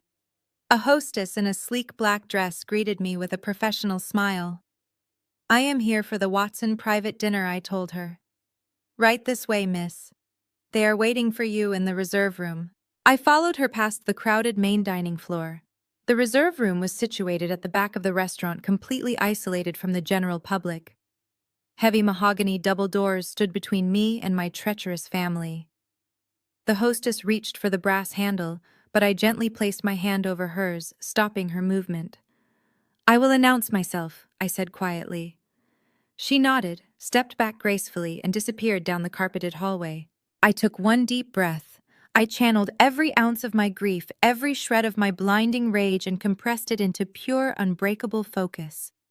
I pushed the heavy oak doors wide open and stepped directly into the lion's den. The atmosphere inside the exclusive private dining room was disgustingly festive. The polished mahogany table was overflowing with crystal wine glasses, silver platters of artisan appetizers, and massive floral centerpieces. Patricia had invited an audience. Aunt Susan, Uncle Robert, and several cousins were seated around the perimeter, sipping premium champagne and laughing loudly. They had all come to witness the broken widow publicly surrender her husband's estate. They expected me to shuffle into the room wearing a drab sweater, clutching a crumpled tissue and begging for mercy. Instead, the entire room fell dead silent the exact moment I crossed the threshold. I was not wearing black. I was wearing a sharply tailored, brilliant crimson power suit. The vibrant red fabric commanded absolute attention, fitting my frame with flawless, aggressive precision. I wore towering stiletto heels that clicked sharply against the hardwood floor with every deliberate step. My hair was pulled back into a severe twist, and my makeup highlighted the cold calculation in my eyes. I looked less like a grieving daughter seeking forgiveness, and more like an executioner arriving to liquidate an empire. My mother's smug, triumphant smile instantly vanished, replaced by a sudden flash of deep, unsettling confusion. Her eyes darted over my crimson suit, her manicured fingers tightening involuntarily around the stem of her wineglass. She had anticipated a broken victim. She did not know how to process the apex predator standing before her. "Diana," my father said, recovering his composure faster than his wife. He stood at the head of the table, projecting his usual aura of arrogant authority. "You are late. We were wondering if your fragile mental state had prevented you from making the drive." "I am exactly on time, Richard," I replied, refusing to use his familial title. I walked confidently down the entire length of the room and claimed the single empty chair directly across from him. I placed my leather briefcase on the floor beside my feet and rested my hands gracefully on the crisp white tablecloth. Aunt Susan leaned over to Uncle Robert, actively whispering behind her hand, while shooting me a deeply disapproving glare. The extended family was clearly offended by my lack of visible devastation. They were ready for a tearful apology, and my stoic demeanor was ruining their evening entertainment. "Well," my father announced, loudly raising his crystal glass to command the room's attention. He puffed out his chest, basking in the spotlight. "Despite the blatant disrespect regarding the dress code, we are gathered here tonight for a specific, important purpose. We are here to welcome the prodigal daughter back into the fold." He looked around the table, making deliberate eye contact with the aunts and uncles to ensure they were absorbing his magnificent benevolence. "The past week has been incredibly trying for all of us." Richard continued, his voice dripping with manufactured sincerity. "Grief makes people do terrible things. It makes them lash out at the very people who are trying to protect them." Diana allowed her temporary emotional instability to cloud her judgment, leading to some highly offensive legal threats against this family. But we are not a family that holds grudges against the mentally vulnerable. My mother nodded sagely from her seat, dabbing at her dry eyes with a linen napkin. "It has been a nightmare," she chimed in, playing her role perfectly. "But we are a family of forgiveness." "Blood is always thicker than temporary grief," my father proclaimed, raising his glass higher. "We are willing to overlook the harsh words. We are willing to assume the heavy burden of managing David's estate to save Diana from her catastrophic incompetence. We are willing to bring her back into the light. To family." "To family," the extended relatives echoed in unison, raising their glasses and taking a collective sip of expensive champagne. I simply stared at him, my expression perfectly neutral. The sheer arrogance of his performance was spectacular. He was toasting to his own criminal victory, actively using my husband's tragic death as a prop to elevate his social standing in front of our relatives. He truly believed he had won. He truly believed he had broken me. Greg, sitting immediately to my right, let out a harsh, condescending laugh. He deliberately slammed his heavy cocktail glass down onto the mahogany wood. He leaned closer to me, smelling strongly of expensive bourbon and cheap cologne. "That is a very pretty speech, Dad." Greg sneered, his eyes locking onto mine with undisguised malice. "But forgiveness requires a tangible demonstration of loyalty. We cannot just let her walk back in here without a proper penalty for the absolute mess she caused this week. I had to pay lawyers to draft those conservatorship papers because of her tantrum." Greg reached into the inner pocket of his tailored suit jacket. He pulled out a crisp, blank personal check bearing the Watson Commercial Development corporate logo. He slapped the paper down onto the table directly in front of me. Then he pulled a silver fountain pen from his breast pocket and tossed it casually onto the blank check. "Mom said you agreed to bring a cashier's check for $100,000, Greg said, crossing his arms over his chest. "But the price of admission just went up, Diana. You wasted my time, you insulted my business, and you disrespected our parents. So you are going to fill out that blank check right now. You are going to write it out for $150,000. Consider the extra 50 grand a penalty for making us drag you into court." The entire room fell into a breathless silence. The extended family watched with morbid fascination, eagerly waiting to see me break down, pick up the pen, and surrender my financial independence to my brother. My mother smiled softly, taking another slow sip of her premium wine, absolutely thrilled by Greg's aggressive power play. My father stood silently at the head of the long mahogany table, his posture radiating dominant approval. I looked down at the crisp blank check resting perfectly on the pristine white linen tablecloth. I looked at the silver fountain pen, the silence in the room stretched out thick and suffocating. I slowly reached out and picked up the silver pen. I felt the cold metal against my skin. I rolled it between my fingers, feeling the heavy, expensive weight of the instrument. I slowly looked up and directly met Greg's arrogant, sneering gaze. I saw the absolute certainty in his eyes. He believed he was an untouchable king. He believed he held my entire life in the palm of his hand. I twirled the heavy silver pen one final time between my fingertips. I smoothly pulled back my left sleeve, exposing my sleek wristwatch. I stared at the elegant dial, watching the second hand sweep across the numbers with mechanical precision. I tracked the movement until it hit the 12 exactly. I calmly set the silver pen back down onto the table, pushing it away from the blank check. "I am not signing anything, Greg," I said, my voice cutting through the silent room like a razor blade slicing through cheap silk. "In fact, we shouldn't start the main course yet.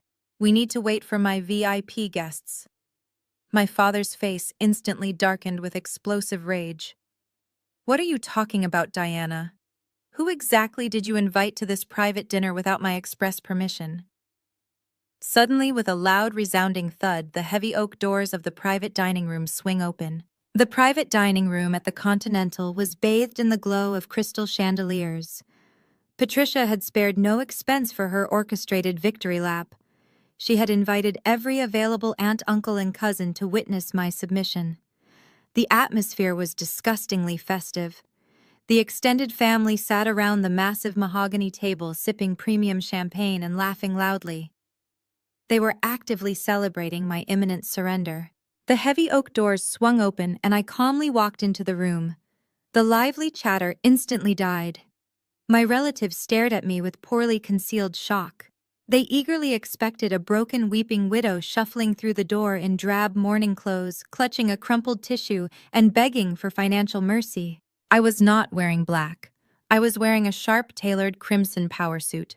The vibrant fabric commanded absolute attention, fitting my frame with aggressive predatory precision. I wore towering stiletto heels that clicked sharply with every deliberate step. My hair was pulled back into a severe twist. I carried a sleek leather briefcase. Aunt Susan aggressively whispered behind her napkin. The extended family watched in stunned silence as I walked down the length of the room and claimed the single empty chair directly across from my father. I placed my leather briefcase on the floor. I looked less like a grieving daughter and more like an executioner arriving to liquidate an empire. Richard quickly recovered his composure. He stood up at the head of the table, projecting his usual aura of pompous, arrogant authority. He picked up his crystal wine glass, tapping it gently with a silver spoon to command the room's undivided attention. "We are gathered here tonight for a specific purpose," Richard announced loudly. "We are here to welcome the prodigal daughter back into the fold. The past week has been incredibly trying. Grief makes people do terrible things, and Diana allowed her emotional instability to cloud her judgment. We are a family of forgiveness, because family blood is thicker than temporary grief." The extended relatives smiled approvingly, raising their glasses in a collective toast to my father's magnificent benevolence. Greg let out a harsh, condescending laugh. He slammed his cocktail glass down onto the mahogany wood. That is a very pretty speech, Dad, Greg sneered, locking eyes with me. But forgiveness requires a tangible demonstration of loyalty. Greg reached into his tailored suit jacket and pulled out a blank personal check. He slapped the paper down onto the table, sliding it directly across the white linen toward me. He tossed a silver fountain pen on top of it. Mom said you agreed to bring a check for $100,000, Greg said, crossing his arms. But the price of admission just went up, Diana. So you are going to fill out that blank check right now for $150,000. Consider the extra 50 grand a penalty for your earlier disrespect. The room fell into a breathless silence. My mother smiled softly from her seat, thrilled by Greg's ruthless power play. They eagerly waited for me to break down, pick up the pen, and surrender my independence. I slowly reached out and picked up the silver pen. I rolled it between my fingers, twirling it effortlessly with a calm, practiced motion. I smoothly pulled back my left sleeve, exposing my sleek wristwatch. I stared at the elegant dial. I set the silver pen back down onto the table, pushing it away from the blank check. I am not signing anything, Greg, I said softly. In fact, we shouldn't start the main course yet. We need to wait for my VIP guests. My father's face darkened with explosive rage. What are you talking about, Diana? I did not answer him. I unlatched the heavy locks of my briefcase. The crisp click echoed sharply. I reached inside and pulled out 3 massive, heavily bound financial dossiers. They were thick, brutal stacks of irrefutable forensic evidence. I stood slowly. I lifted the heavy dossiers and threw them directly into the center of the dining table. They crashed down right on top of the beautifully roasted Thanksgiving turkey. Gravy splattered across the china. My mother let out a shrill scream of horror as dark grease stained her lace tablecloth. "What in God's name are you doing?" Richard roared, slamming his hands on the table. I turned my gaze away from him and addressed the entire room. The aunts, uncles, and cousins were staring at me with wide, terrified eyes. I was about to give them a front-row seat to a corporate massacre. For the past week, my father and my brother have tried to convince all of you that I am unstable, I announced clearly. They claimed my dead husband embezzled $2 million from their commercial real estate firm. They filed for an emergency medical conservatorship to seize total control of my finances. They lied to you, I stated flatly, pointing directly at the gravy-stained dossiers. Those binders contain the complete unredacted forensic audits of Watson Commercial Development. Richard and Greg have been running a highly sophisticated multi-million-dollar money laundering conspiracy through phantom shell companies for a decade. When I was 18 years old, I continued, my tone dropping into a lethal register. My parents and my brother stole my identity. They used my personal social security number to secure over $400,000 in commercial business loans. They funneled the cash to save their failing company, and then they deliberately defaulted on the debt under my name. They intentionally destroyed my credit score and my financial future so I would always be dependent on them. Uncle Robert gasped audibly, dropping his napkin onto the floor. My mother opened her mouth to speak, but the sheer devastating truth paralyzed her vocal cords. But that is not their worst crime, I said, leaning forward. 2 weeks ago, Richard and Greg were officially notified of an impending Internal Revenue Service audit. They panicked. They chartered a private jet and flew to Nassau, Bahamas to illegally hide millions of dollars in offshore accounts. I tracked their flight logs and offshore bank exit logs. They were sitting inside a foreign bank, actively hiding dirty money from the federal government on the exact same afternoon I was burying David and Lily. A collective gasp of pure disgust ripped through the private dining room. Aunt Susan stared at my mother with absolute revulsion. The extended relatives who had eagerly judged me just moments prior were now looking at Richard and Greg in pure disgust. The social hierarchy of the family shattered in an instant. The illusion of my father's prestigious empire collapsed into dust. My father looked physically ill. The arrogant color completely drained from his face, leaving his skin a sickly pallid gray. He desperately looked around the room, realizing his audience was turning against him. He needed an ally. Greg, however, was violently unraveling. He slammed his fist onto the table, rattling the silverware. "This is insane," he bellowed, spit flying from his lips. "You cannot prove any of this. She faked those documents." Jasmine, tell them. Greg frantically turned to his wife, who had been sitting quietly beside him. Jasmine, tell them she is a lying, hysterical widow. Tell them I am innocent. Back me up.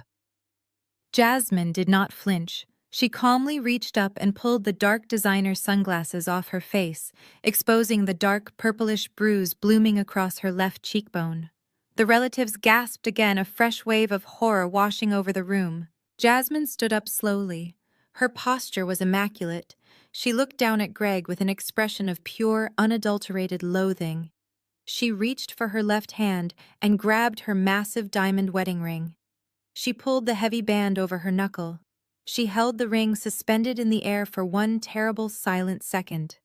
Then she opened her fingers and dropped it directly into Greg's crystal glass of red wine.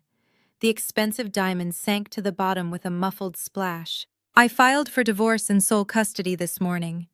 Jasmine stated, her voice echoing with absolute unflinching clarity. And I gave Diana the black ledger from your home safe. Greg let out a guttural, animalistic roar of pure rage.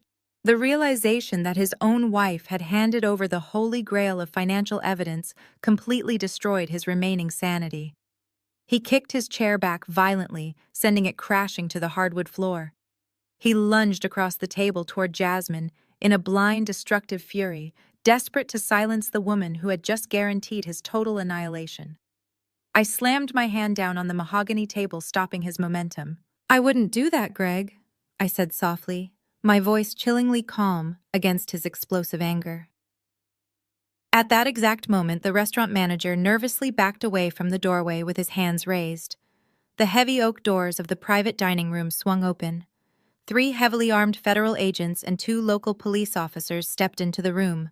Special Agent Marcus Thompson stepped firmly across the threshold, completely bypassing the terrified restaurant manager who was trembling near the hallway. He wore a dark tactical windbreaker layered over a heavy Kevlar vest, boldly emblazoned with the bright yellow letters, indicating his division within the Internal Revenue Service Criminal Investigation Unit. 2 local uniformed police officers immediately flanked the heavy mahogany doors, their hands resting cautiously on their leather duty belts, instantly securing the perimeter of the opulent dining room. The sudden violent intrusion of federal law enforcement into their pristine, insulated world shattered the atmosphere like a heavy iron hammer smashing through a stained glass window. Thompson reached inside his dark jacket and pulled out his gold federal badge. He held it high, allowing the gleaming metal to catch the ambient light of the expensive crystal chandeliers hanging overhead. His face was a mask of absolute, unyielding authority. Richard Watson. Gregory Watson, he announced, his gravelly, commanding voice, projecting effortlessly across the silent, horrified room. You are both under arrest. He did not wait for them to process the shock before he began reading them their sins. He listed the charges with lethal clinical precision. He announced their arrests for federal wire fraud, international money laundering, and a massive multi-million-dollar conspiracy to commit tax evasion. He explicitly mentioned the $4.2 million in concealed assets. He loudly referenced the offshore banking routes in the Bahamas and the labyrinth of fraudulent shell companies they had used to hide their dirty money. Every single word he spoke was another heavy nail being hammered directly into their coffins. The private dining room instantly descended into absolute chaos. Aunt Susan let out a shrill, piercing scream, dropping her crystal champagne flute. It shattered violently against the polished hardwood floor, the expensive bubbling liquid pooling rapidly around her designer shoes. Uncle Robert scrambled backward, practically tripping over his own chair to physically distance himself from my father. The extended relatives who had eagerly judged me just moments prior were now pressing their backs against the expensive floral wallpaper. They stared at Richard and Greg with expressions of pure, unadulterated disgust, treating them like radioactive waste. The social hierarchy of the family shattered in a single instant. My father, the untouchable titan of local real estate, attempted to play his usual hand of arrogant intimidation. The smug color completely drained from his face, leaving his skin a sickly, pallid gray. But he puffed out his chest anyway. "This is an outrageous mistake," Richard bellowed, his face flushing a dangerous apoplectic purple. Do you have any idea who I am? I know the mayor personally. I demand you call my attorney immediately. Agent Thompson did not even blink. We know exactly who you are, Mr. Watson Thompson replied with chilling professional indifference. And your attorney has already been notified. His firm is currently being raided by my colleagues executing a separate federal search warrant for the fraudulent conservatorship documents you attempted to file this afternoon. Put your hands behind your back. Greg was rapidly hyperventilating. The alcohol in his system and the sudden surge of raw adrenaline were mixing into a toxic, volatile cocktail inside his veins. He looked frantically around the room, his eyes wide, manic, and completely unhinged. He realized his wife had defected. He realized his offshore accounts were frozen. He realized his life was over. "You set us up," he hissed, spitting the words across the mahogany table toward me. A local police officer moved swiftly, grabbing Greg firmly by the shoulder and spinning him around. Greg thrashed wildly in a panic, knocking over a heavy silver platter of roasted vegetables, but the officer easily overpowered him. The officer slammed Greg's chest down onto the dining table, pressing his face right next to the ruined, gravy-stained Thanksgiving turkey. The sharp metallic ratcheting sound of heavy steel handcuffs clicking tightly into place echoed loudly throughout the chaotic room. It was at this precise, devastating moment that my mother finally broke. Patricia, the pristine, untouchable matriarch of the Watson family, watched her husband and her golden child being physically restrained like common street criminals. Her entire reality, an empire built entirely on lies, superiority, and stolen money, evaporated right in front of her eyes. She let out a guttural, wretched wail of pure despair. Patricia threw herself forward, abandoning all sense of dignity. She stumbled over her heavy wooden dining chair, her expensive silk gown tangling awkwardly around her legs. She fell hard onto the polished hardwood floor, scraping her knees. She crawled desperately across the room toward me, tears streaming rapidly down her perfectly contoured face, ruining her expensive makeup in dark, streaky black lines. She reached out with trembling, frantic hands and grabbed the fabric of my tailored crimson suit pants. I did not step back. I stood perfectly still, looking down at the woman who had spent my entire life trying to break my spirit and diminish my worth. "Diana, please," my mother sobbed hysterically, her fingers gripping my pants with desperate clawing strength. "You have to stop this right now. Tell them it is a terrible mistake. You have to save us. You have money now. You can fix this entire situation." She gasped for air, her chest heaving as she stared up at me with wild, pleading eyes. "Write them a check," Patricia screamed, her voice cracking and echoing pitifully off the mahogany walls. "Pay off the federal taxes. Pay all the financial penalties. We will pay you back eventually. We are your family, Diana. You cannot let these people take your father away. You cannot let them take your brother. Think about our family loyalty. Think about our reputation in this city. You have to save us." I looked down at her tear-stained face. I felt absolutely nothing. There was no pity in my heart. There was no lingering sense of familial obligation.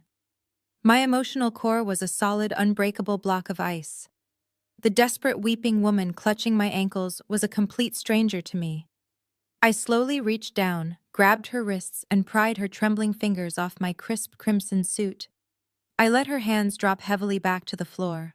"You skipped my husband and 6-year-old daughter's funeral because you said it was a trivial event," I stated smoothly, my voice echoing through the silent room with the lethal, inescapable precision of a sniper's bullet. I stared directly into her terrified eyes, ensuring she felt the absolute crushing weight of her own cruelty returning to destroy her.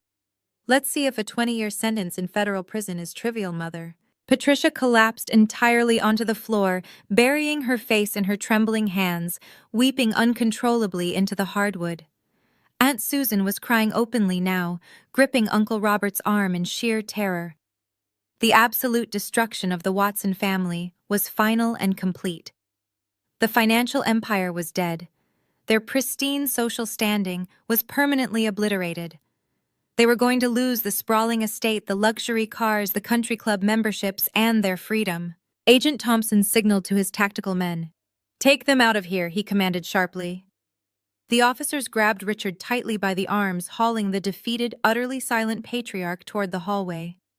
Another robust officer yanked Greg up forcefully from the dining table. But Greg was not going quietly into the night. The heavy steel handcuffs cut painfully into his wrists. His face was smeared with dark turkey grease and spilled gravy.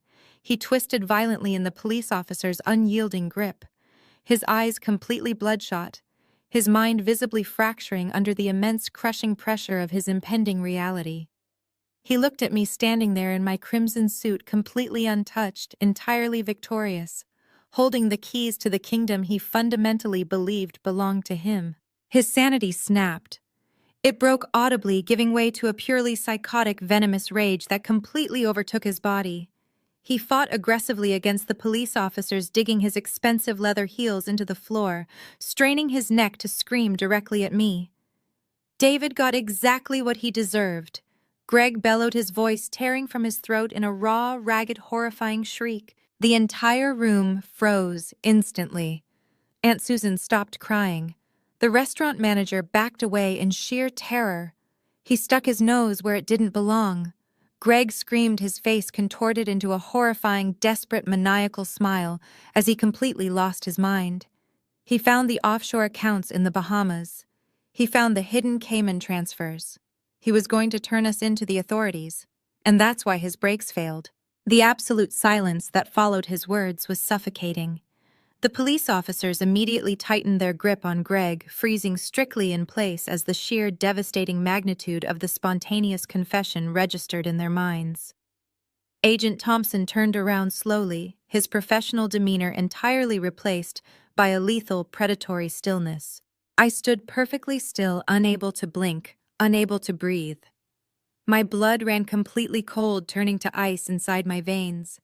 The multi-million-dollar tax evasion was just the lever I needed to trap them in a federal interrogation room, but I never expected him to scream it proudly in a room full of witnesses and federal agents. The final darkest truth was out in the open. Special Agent Marcus Thompson did not hesitate. He flashed his gold federal badge, letting it catch the light of the crystal chandeliers. He stepped directly into Greg's personal space, casting a dark shadow over my brother's trembling body.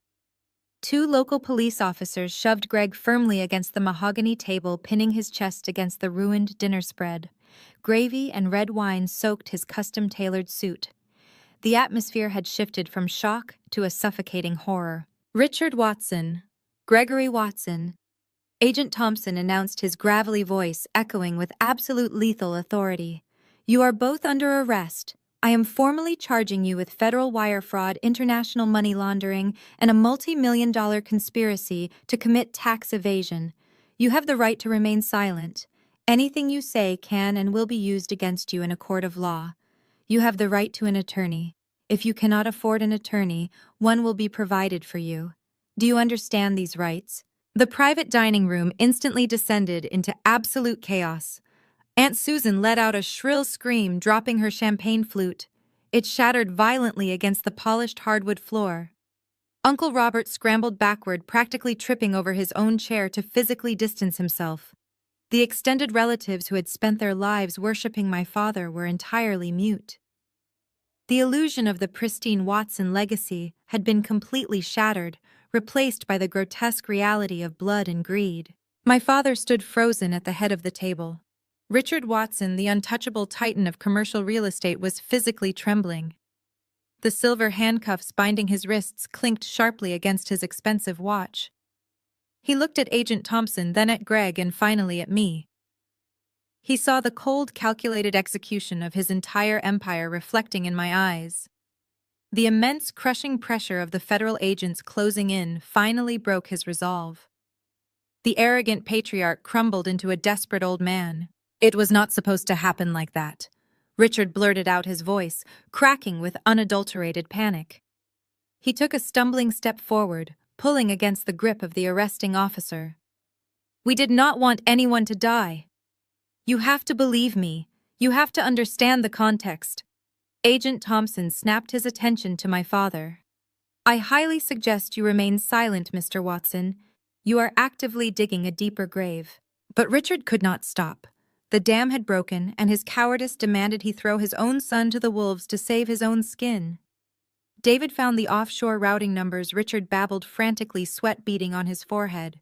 He found the physical ledger Greg left out. He confronted us. He threatened to go straight to the Internal Revenue Service and the Securities and Exchange Commission. We were going to lose everything. The entire company, the estates, the legacy.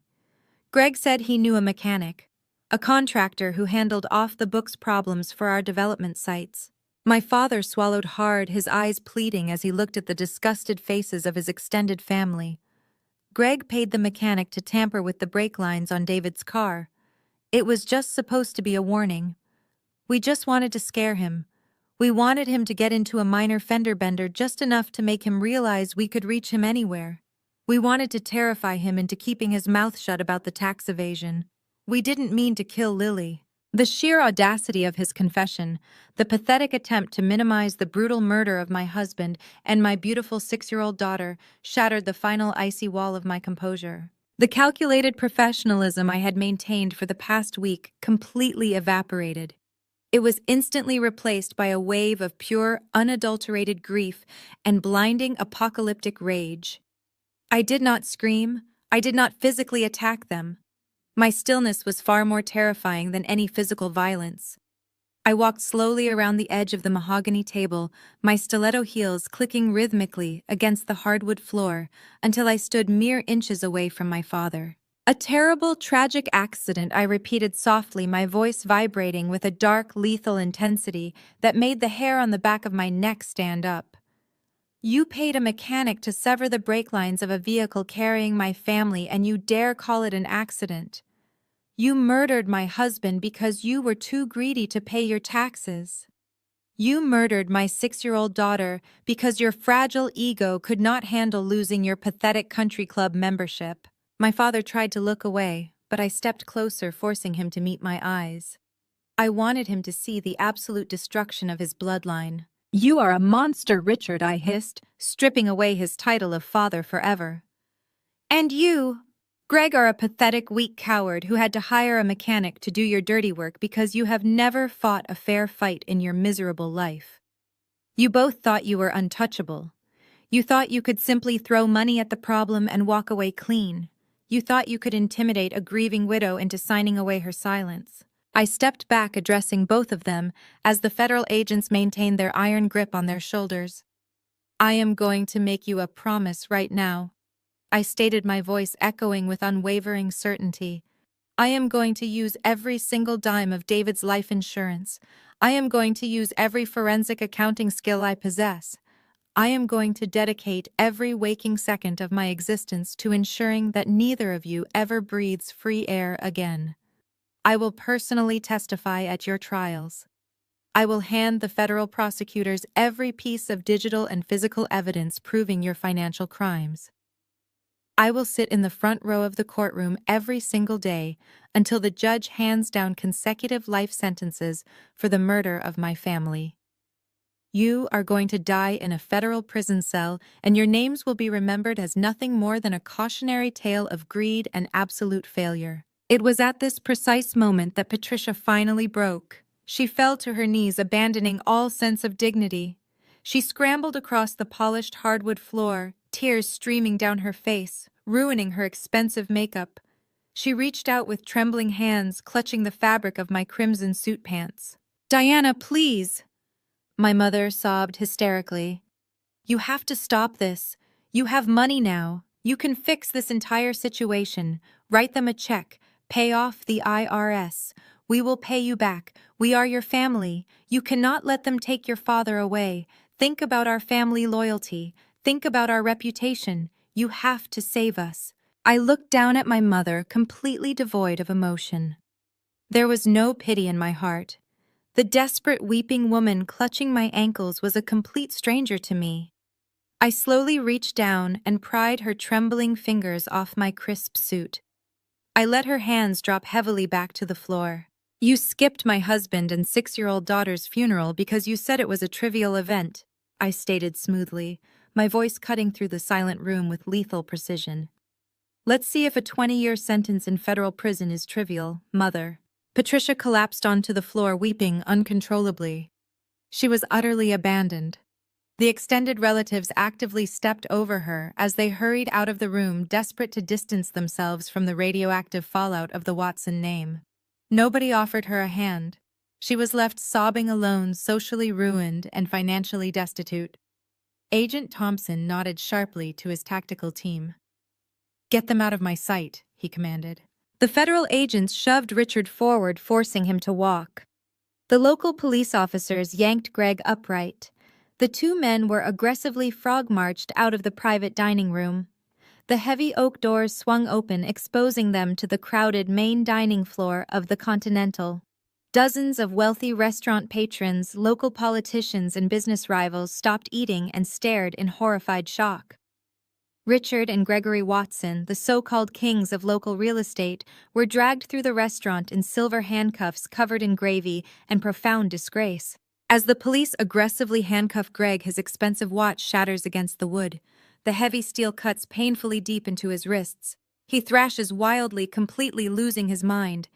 In a fit of pure, unadulterated psychotic rage, he violently twists his body, digging his heels into the floor, and he screams directly at Diana. David got exactly what he deserved. He stuck his nose where it didn't belong, and that's why his brakes failed. The police officers immediately freeze in absolute horror, their grips tightening instinctively on his arms. The entire crowded restaurant goes completely, terrifyingly silent. Diana's blood runs cold, turning to ice inside her veins. The final, darkest truth is out in the open. I took the heavy cream envelope directly from Attorney Bennett. The paper felt thick and substantial against my trembling fingers.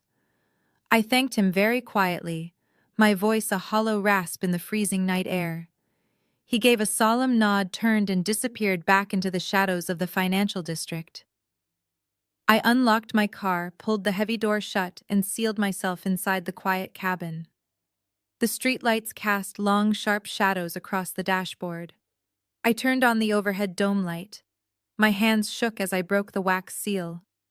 I pulled out the crisp pages covered in David's familiar, elegant handwriting. The sight of his ink on paper hit me with the force of a physical blow. It was like hearing his voice speaking directly into the silent car. "My dearest Diana," the letter began. "If you are reading these words, it means my worst fears have materialized. It means I am gone. I knew exactly who your family was, Diana. I knew their toxicity, boundless greed, and manipulation. I watched them treat you like a disposable asset. I knew they would try to consume us entirely. I could not allow that to happen. I could not let them touch the life we built together." I gripped the steering wheel, my eyes scanning the next paragraph. "Months ago, I uncovered the offshore accounts. I saw the scope of their crimes. I knew they would target you financially if I confronted them. To protect you and Lily, I took immediate, irrevocable action. I liquidated my architectural firm's shares. I took our life savings, our real wealth, and moved it all. Over $5 million is safely secured inside an irrevocable trust. You are the sole trustee. Richard, Greg, and Patricia can never touch a single cent. Even with 1,000 lawsuits, the money is impenetrable. It is yours, Diana. Yours and Lily's." I let out a shuddering breath. He had fought to shield us. "Build a beautiful life, my love." The final handwritten lines read, "Burn the bridges that tie you to them, and let the fire light your way forward." Fast forward exactly 6 months. The criminal justice system moved with merciless brutality when handed an unassailable evidentiary package. The federal prosecutors did not offer plea deals to the masterminds of a multi-million-dollar money laundering conspiracy. They demanded destruction and achieved it. I sat in the front row of the federal courtroom for every minute of the proceedings. I wore the same tailored crimson power suit from the night of their arrest. I wanted the bright red fabric to be the last thing they saw before the iron bars slammed shut for good. Greg stood before the federal judge looking hollowed out. The arrogant heir to the Watson empire was gone. He was pale, trembling, and stripped of his designer suits. He wore a standard orange jumpsuit. The judge did not hesitate. Gregory Watson was sentenced to 25 years in federal prison without parole for manslaughter and fraud. When the armed bailiffs dragged him away in handcuffs, he did not look at me. He kept his eyes glued to the floor, completely broken. Richard faced his own reckoning moments later. The once untouchable patriarch received 15 years in a maximum security federal penitentiary. His advanced age guaranteed it was effectively a permanent life sentence. He would die behind bars, stripped of his precious country club memberships, his pristine vintage car collection, and his entirely manufactured prestige. My mother faced a drastically different kind of prison. Patricia was not explicitly charged with the severe financial crimes, but her complicity and insatiable greed left her utterly destitute. The federal government seized the sprawling Connecticut estate, the luxury vehicles, and all domestic bank accounts to recoup the stolen tax revenue. Patricia was forced to declare total bankruptcy. The extended family, terrified of being publicly associated with the Watson scandal, shunned her completely. She now lives all alone in a tiny, dilapidated, subsidized apartment on the very outskirts of the city. She spends her days entirely alone, surrounded by cheap, peeling wallpaper, left with nothing but the bitter, haunting memories of the fraudulent empire she helped destroy. Jasmine, however, forged a drastically different path forward. She honored our agreement flawlessly. She provided the Internal Revenue Service with total, unredacted cooperation, testifying against Greg and Richard in open court. In exchange, she kept her freedom. She secured full, uncontested legal custody of her children. Armed with her portion of the recovered whistleblower funds, Jasmine relocated to the West Coast and started her own independent consulting firm. She broke the vicious cycle of abuse and walked away clean. I did not simply sit on the immense wealth David had secured for me. A passive safety net was not enough. I needed to forge an active, absolutely devastating weapon. I took the $5 million from the Irrevocable Trust and created a powerful institution designed to utterly dismantle people exactly like my father and my brother. I established the Lily Foundation. I named it after my beautiful, bright, perfect 6-year-old daughter. Her memory deserved to be a beacon of absolute strength. The foundation operates as a ruthless, highly specialized nonprofit organization. We provide free top-tier forensic accounting and aggressive legal services to women suffering from severe financial abuse at the hands of toxic family members or manipulative spouses. We employ a dedicated team of former federal auditors, aggressive corporate litigators, and seasoned financial investigators. When a woman comes to us terrified that her husband is hiding marital assets, or that her toxic parents have stolen her identity to open fraudulent credit lines, we deploy our experts immediately. We tear through manipulated tax returns, expertly trace hidden offshore wire transfers, and completely obliterate illegal medical conservatorships. We aggressively fight the legal battles these vulnerable women cannot afford to fight themselves. We forcefully level the playing field, and we win consistently. The Lily Foundation became my absolute driving purpose. I poured every single ounce of my suffocating grief, my blinding anger, and my extensive corporate compliance expertise into the organization. We took down incredibly wealthy, abusive husbands, attempting to leave their wives completely destitute during hostile divorce proceedings. We publicly exposed corrupt, manipulative parents intentionally exploiting their own children's credit scores for personal gain. Every single time we won a complex case, every single time we handed a victim back her total financial independence, I genuinely felt Lily and David standing right beside me. My immense grief did not magically disappear. The sharp, suffocating pain of losing my beloved family still hits me unexpectedly on quiet Sunday mornings, or during the first gentle snowfall of the winter season. But the profound pain is no longer a debilitating heavy anchor dragging me down into despair. It is a powerful, unyielding driving engine. It fuels my relentless dedication to the Foundation's mission every single day. I took the darkest, most horrific tragedy imaginable and deliberately forged it into an unstoppable force for ultimate justice. The Watson family actively tried to bury me under a massive mountain of lies and total financial ruin, but they simply handed me the heavy shovel I ultimately needed to meticulously dig their permanent graves. I am standing in my bright sunlit foundation office on the top floor of a downtown high-rise. The walls are painted a crisp, brilliant white. The large floor-to-ceiling windows offer a sweeping, unobstructed view of the stunning city skyline. It is a beautiful space defined by pure transparency, unyielding truth, and absolute power. There are no dark mahogany desks or heavy leather chairs hiding secrets here. There is only the bright promise of the future. I step away from my sleek glass desk and walk slowly toward the large window. I look down at the bustling city streets far below, watching the endless stream of people navigating their busy daily lives. I feel a profound, unshakable sense of quiet peace. The devastating storm has finally passed. The air is remarkably clear. I turn back toward my desk and look at the silver-framed photograph securely resting next to my computer monitor. It is a picture of David and Lily taken during our absolute favorite vacation to the Rocky Coast. David is smiling his warm, easy smile, holding Lily up high on his strong shoulders. She is laughing brightly, her dark hair blowing wildly in the salty ocean breeze. They look so incredibly happy. They look completely safe. I reach out and gently touch the cool glass frame. I let my fingertips rest softly against their smiling faces. I feel the comforting warmth of the morning sun streaming through the window, washing gently over my skin.